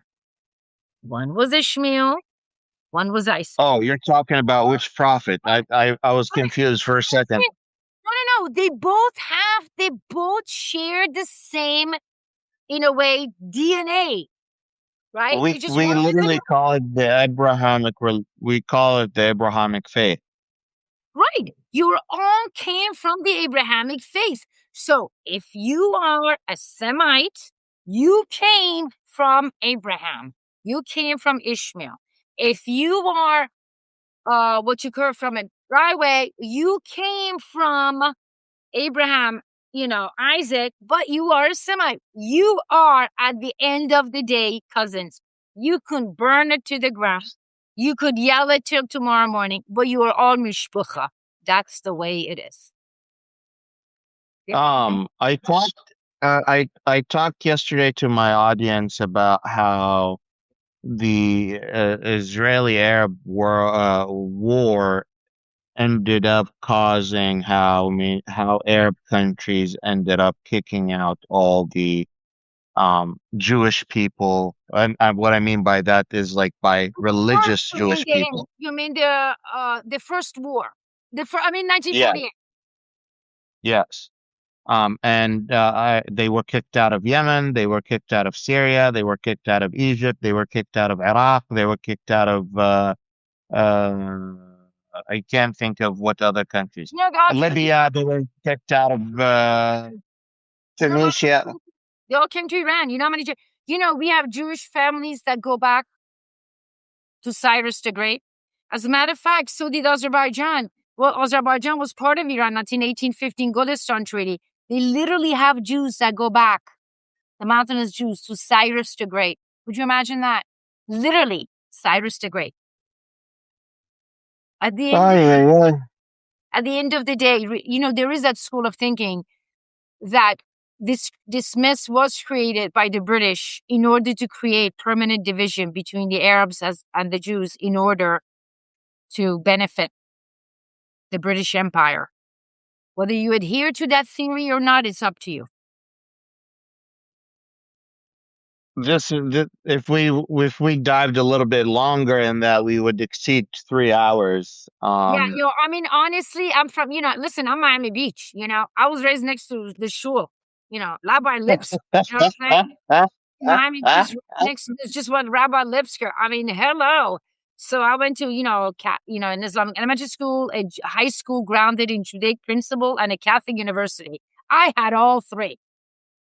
And I respect those three. I'm not taking any chances. We're not attacking any religion here. We're just mentioning political science. We're analyzing. This is not. We're not attacking any group or anything At all. and, Especially and if I'm closer to St. Peter than you are. The closer to the spitting distance of St. Peter I become, the nicer I become. I'm getting a little bit too close to that pearly gates. That number of mine is pushing. So I wouldn't dare. now, like I have questions about the future of the U.S. influence. This is my third section. U.S. aircraft carriers and military warnings do not seem to deter adversaries the way they used to. Are we watching a permanent American retreat from the Middle East, or is it just temporary shift in strategy?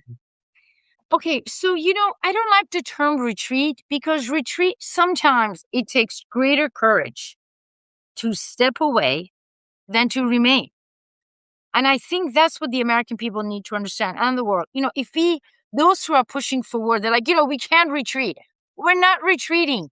What we're doing is, if we do decide to leave, is to reanalyze. Let's say I was invited to the White House tomorrow. I mean, I'm sure I won't, but I'm just saying. I would, I'm sure I'm like right up there. They're inviting me. I'm like, I'm right up there. It's not the question of retreat. It's the question of I looking at the landscape and I'm sitting here. Nobody likes me. I can't afford We this. like you. Oh, thank you so much. I appreciate it. Let's face it. We are at in the region, we're as popular as a ham hock and a bar mitzvah. You know what I'm saying? We're not very popular. So, we're flat ass broke.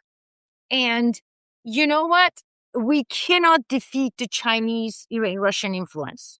We just can't. They're too deep. So I'm going to pull back, strengthen my home. Mm-hmm. And within that time, 10 years that goes by, 7, 8 years goes by, get my reputation back. Because right now, everybody loves China. Everybody loves all of these things. Okay. But wait, right? Because they like China more because they don't like us. Give them time. Let's see what it's like. Let them miss us a little. Let's go back. Let them straighten it out. And if they want us, we're here. We must do what the Chinese did. And so if you look at, when you had the Tang dynasty, it was the same times as the Abbasid dynasty. They did well. They were going by. And then the Tang dynasty came over. Every time the Chinese dynasties got weakened or smaller, what did they do? They pulled back. They only stayed at few places. They're strengthened. And then they came back kicking ass. Excuse my language. I think that's what we need to do now. Unfortunately for us, it's that I am not sure we know what we want and who we want until we decide, is it the United States that's dictating the power, our future, or is it as perceived, and it may not be the case, that it is Israel that's dictating our power, our future, our present. That may not be the case. But as an analyst, my job is to tell you that's how it's being perceived. And that's the problem. So you need to come up with an answer for that first. I feel like what you're telling me is the solution is within the hands of the American people. They can choose. Yeah. They can choose to end up making better calls within the next 10 years. I said in previous podcasts that I think the next president should go on like an apology tour, but I think even that is too early. Um, I feel like there is a lot of work that needs to be done, and the U.S. it's nothing permanent, but if we continue in the path that we're on, this could become permanent. Yes, absolutely. I think, look, this year, it's 250-year anniversary. We are no different than the Greeks, the Romans, the Persians, the Turks, the Mitannis, the Hittites. You have to understand something about an empires. They all fall. That's the reality. What matters is how long they stay, what legacies they leave behind, and are they willing to come back? Are they able to come back? You have Iran, the golden age of Islam. You had the Achaemenid dynasty. You have the Safavid. It went, it came back, it came back. China is the same thing. We could be, in terms of technology, no one has done as much as the US. As we said before, electricity, telephone, internet, airplanes, everything is because of an American. That is a magnificent contribution to humanity. Great. Now, we could either keep that and fall and remain some third level and be like the Greeks. We always be the Greeks. The Greeks will always be the Greeks. Or we could be like the Romans, disappeared. Look at all the contribution they did. And by Romans, I'm even in the Italian Empire, the Renaissance. Or we could be an empire like China that pulls back, or even Iran, and comes back even stronger. So those are our options. My option would be to, because of what we are, remain in power, but even come back stronger, because every empire falls. But I think we can come back. I think if we do the right thing, if we take the lessons we're supposed to do, if you take these measures we're supposed to do, we can come back. And it says we're there now, but we could remain in a position that's unprecedented. And I think there is something unique about being an American, being in this country. I think that's unfound throughout the history, and is that. And I don't mean in any disrespect to the African American community who was brought in as slaves, or the Native Americans whose land was stolen. And I don't mean that any disrespect, and excluding them in many ways. The significant majority of Americans who are made up came here by choice. The majority, not all. Like I said, Native Americans, obviously. But you're not talking about the slave No, trade. not You're that. talking about the people that came through immigration. Exactly. The people who came through immigration, that's what I said. Not the slaves, God forgive me, I would never say that. Nor the Native Americans. I would never say that. The immigrants who came here by choice. I think that in itself would allow this nation to survive for quite some time as a power and as a beacon of hope if we are able to deal with the issues that we have at the moment. And our issues are really is what brought down the previous empires, the Islamic empires in many ways. Tribalism, lack of respect to the center. That's our problem. Once we deal with these domestic successfully, I think the United States will remain as one of the most magnificent empires because I truly believe we are destined for something else. So, it's not all, gloom and doom, but again, it's up to the American people, whomever you vote for.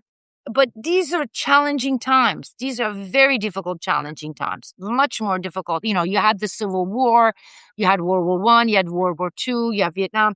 But these are significantly more challenging times because not only we don't have the leadership of the past, but we also have this. This That's speaks right. to the problem. This is a magnificent tool. It's like the printing press. It's magnificent, but it helped to split the Christian kingdom into two. So let's see. Let's see what the Americans will say. Let's see.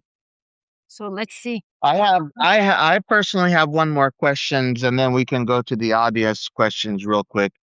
Looking at Washington's current decisions, what is the single biggest mistake U.S. presidents continue to have to do about the Middle East? I think, oh, I see what you're saying. I think the single biggest mistake is they see these regions as one. They don't realize an Arab is different than an Iranian, that is different than a Pakistani. They see a particular prism that's based on a Eurocentric Western Orientalist system that was defined post World War II. Once Yeah. they took off those glasses, then they will see. Had they taken that off earlier, we would not be here right now. That Someone, that's a very good answer. I mean, uh, yeah, that's an amazing answer. Someone is saying, "What's the future of petrodollar?" We already answered that. Um, Someone is asking Professor Mitra, has the U.S. has done any or made any good decisions in the Middle East? Is there any one single decision that the United States have made in the Middle East that was a good decision? Wow, how far do you want to go back? I mean, It there's doesn't matter. Just give me wow, one. right. Well, okay. I mean, look, I think the concept, uh, although, God Almighty, for the past 20 years we've been very naughty. I think even though it was on paper, we really didn't give a damn about democracy. We don't give a crap about any of that. Please, we deal with anybody. Business is business. But I think the concept itself that you have a right to pray, you have a right to your preference, you have a right to do it. I think those principles, even though we really didn't carry them, I think that was our greatest contribution, even though we really didn't follow, but still. Well, we at least people, human rights activists in the region used to call on these facts, at least when we used to push Right. the rhetoric. So I think that the problem is, I think the region is much more aware now of our past. We were a little bit naughty, with all the coups and everything, naughty, naughty, naughty, you know. Hmm. So they're much more jaded now. The world is much more jaded. Even my own kids, you're like, yeah, right, really, mom, like expect me to believe that, you know what I'm saying? And just if you're gonna throw a shoot at them, it's not gonna work. But I think um that was one.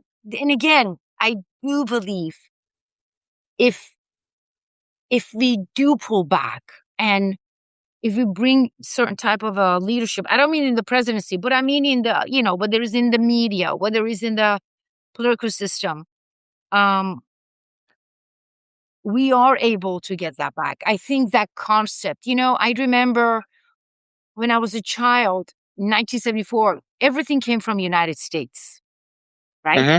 Grain came from United States. The cars came from United States. Now, that could never be like that because there are new Asiatic actors playing. I think we need to also realign differently. Sometimes you got to sit down with the Russians and the Chinese. You have no choice. Had we sat down with the Russians and the Iranians, we would not have this trio. So If we didn't cut all our diplomatic relations with Iran, we wouldn't be. We would at least have some communications with them. But exactly. we decided to take all of that out long time ago. No one talks about that. But the question is what? Because I think you have to see, because those who advocated, the security of Israel comes first. We can't trust them. And so I think you are where you are now. The Iranians do not trust us. They're winning the war in ways, not just military, the political war. Um, it is going to be very difficult for the world to trust us at the moment. I'm trying to get the right words in. Our problem right now is nobody trusts us. No one. That's our problem, bluntly put. I'm not sure how we're going to get it back. Um, yeah, you're not going to get that. That's our biggest problem. I mean, we have so many, but none of our Which problems is are resolved. that's like half of the fight is how trust, right? Like this is without trust, you can't build. Um, Your worth is worthless. Your paper is worthless if you keep breaking all the contracts you fact, do. that's the problem. I think that's the problem. Why would Iranian trust us? Look, the Iranian gave us a response, right? Um, the Iranian gave us a response, and the response was, no, no, no. I want to give me this. I want to go this. The nuclear issue is last. But no matter what we say, they still are not going to trust us. Remember, we assassinated their leader while negotiating, the nuclear negotiator. Then, um, then we assassinated their spiritual leader. There is 80%, if not more, of Iranians who do not trust the United States. They just don't. And I think that is our biggest problem. That is just, with all due respect, it's just that is our problem. I'm not sure how we're going to get anyone to trust us. That's why. In other words, you've got to give the Iranians a reason, or anyone in Middle East, to trust you. What would be the reason? But they could give it to China because the Chinese and the Russians have never betrayed them. The question I have for you from one of the audience, and that's a great answer. Thank you. One of the audience is asking, you kept mentioning that the United States wanted to turn. By the way, anyone that's leaving a comment in here, because of the glitch I had earlier, I can't read any of the comments. I can't even see the number of listeners that we have at the moment.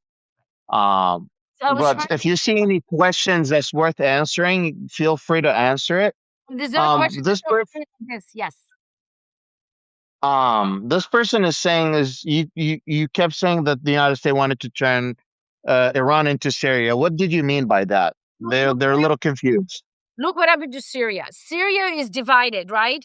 We put in the we put in the we opened the border. We allowed the Islamist terrorists to put in, and what did they do? They burned the place up. Our intention was to allow the Kurds of Iraq go into Iran, create a Nordic problem the Kurdish problem. Simultaneously, we were paying the Baluch to rise up. So Iran would be split between the Baluch, between the Kurds, and then the Azerbaijan. Remember when leaks came out about 5 months ago that it was Aliyev of Azerbaijan that allowed Israel to attack Iran?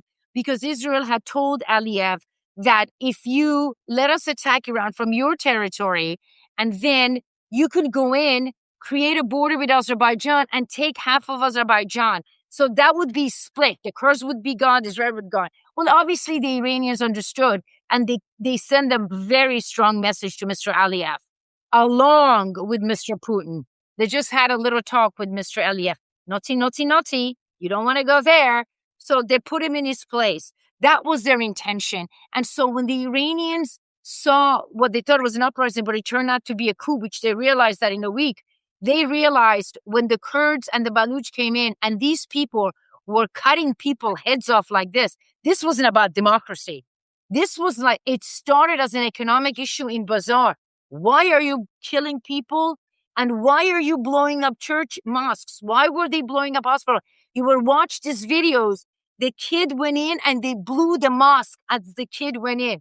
What does this got to do with freedom? So it became very clear that the panic was like, oh, no, this isn't right. Remember, the Iranians fought an 8-year brutal war with Iraq. They didn't like war. So Almost 10 years. Wasn't it almost 10 years? 8 years. 8 years more.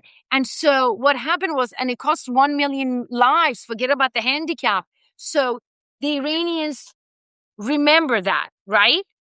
And so when all of this happened, again, it reminded of that. So you have now grandparents who fought in the war, or parents with older kids who fought in the war, because it ended, 19 years, almost 40 years ago. They remember that. They got on the streets and they told their children and their grandchildren, this is why we were supporting the government. Now, those children, depending on the age, and those grandchildren are saying, oh my God, we could have been Syria. Azerbaijan could have taken us. The Kurds could have taken us. And by the way, it's not lost on anyone. When the United States came up and said, I'm blocking Strait of Hormuz, the Iranians were laughing because under the PIC alliance, Pakistan, Iran, China, Pakistan created the corridor in which it could get goods through from China to Iran via Pakistan directly. But how were they going to do it? By going through the same Baluchi territory that the US was paying to attack Iran. So the Iranians went to the Baluch and said, look, you want to make money rather than living in filth? They said, sure.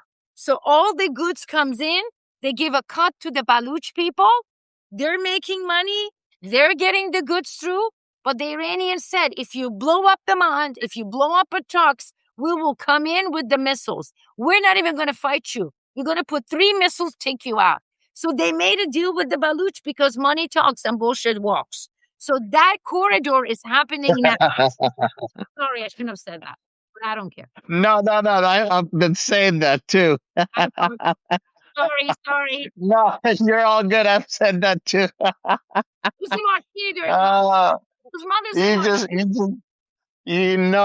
We curse and yell and laugh at shit like this with Malcolm Nance, and we're used to this. Don't worry about it.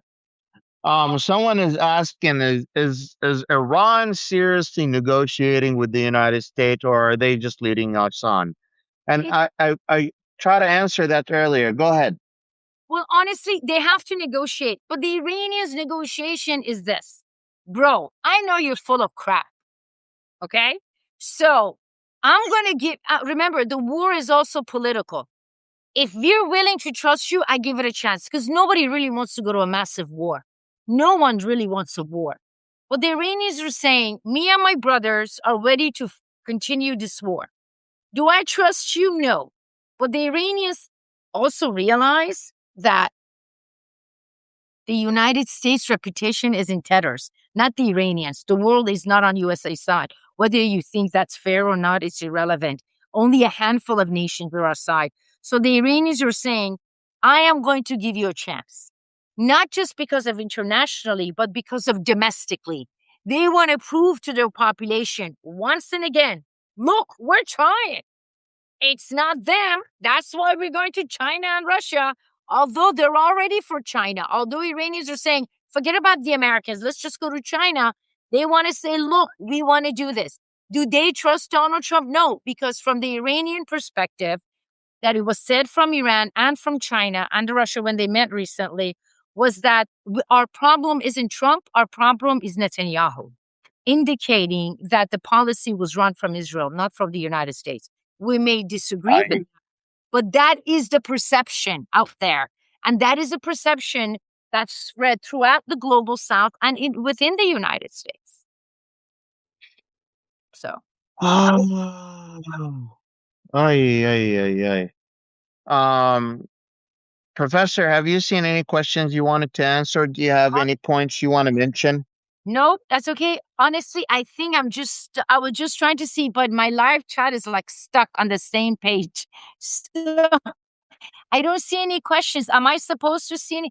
I just see comments. Let me No, no, see. you're okay. No, I didn't know if you saw a comment that you really liked or a question that you really liked. Oh, they're all But I'm getting love people messaging me, like people are telling me I could listen to the professor 24 hours.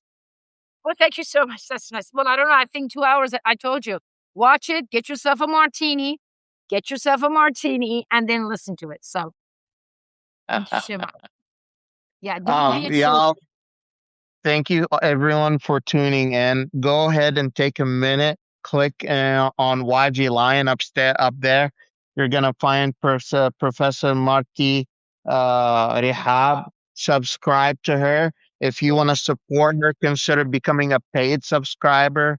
She does this full time, so you don't have to do it full time. We do this full time, so you don't have to do it full time.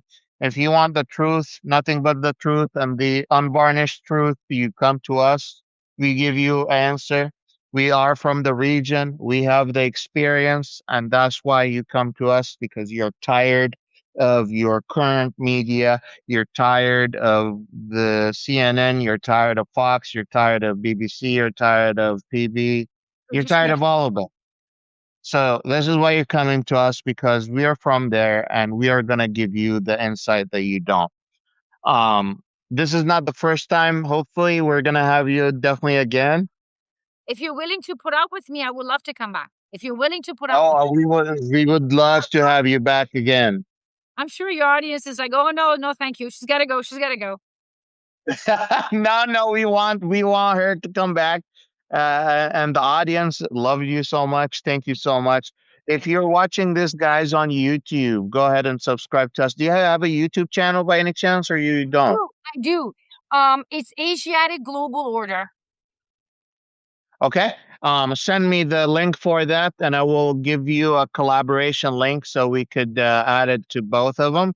And uh, after this, you'll also have a chance to download the live stream, Oh, so you perfect. can also post it anywhere else you want to Thank post you it. so much. I put it on the X and I put it on Substack. It was brilliant. Thank you so much.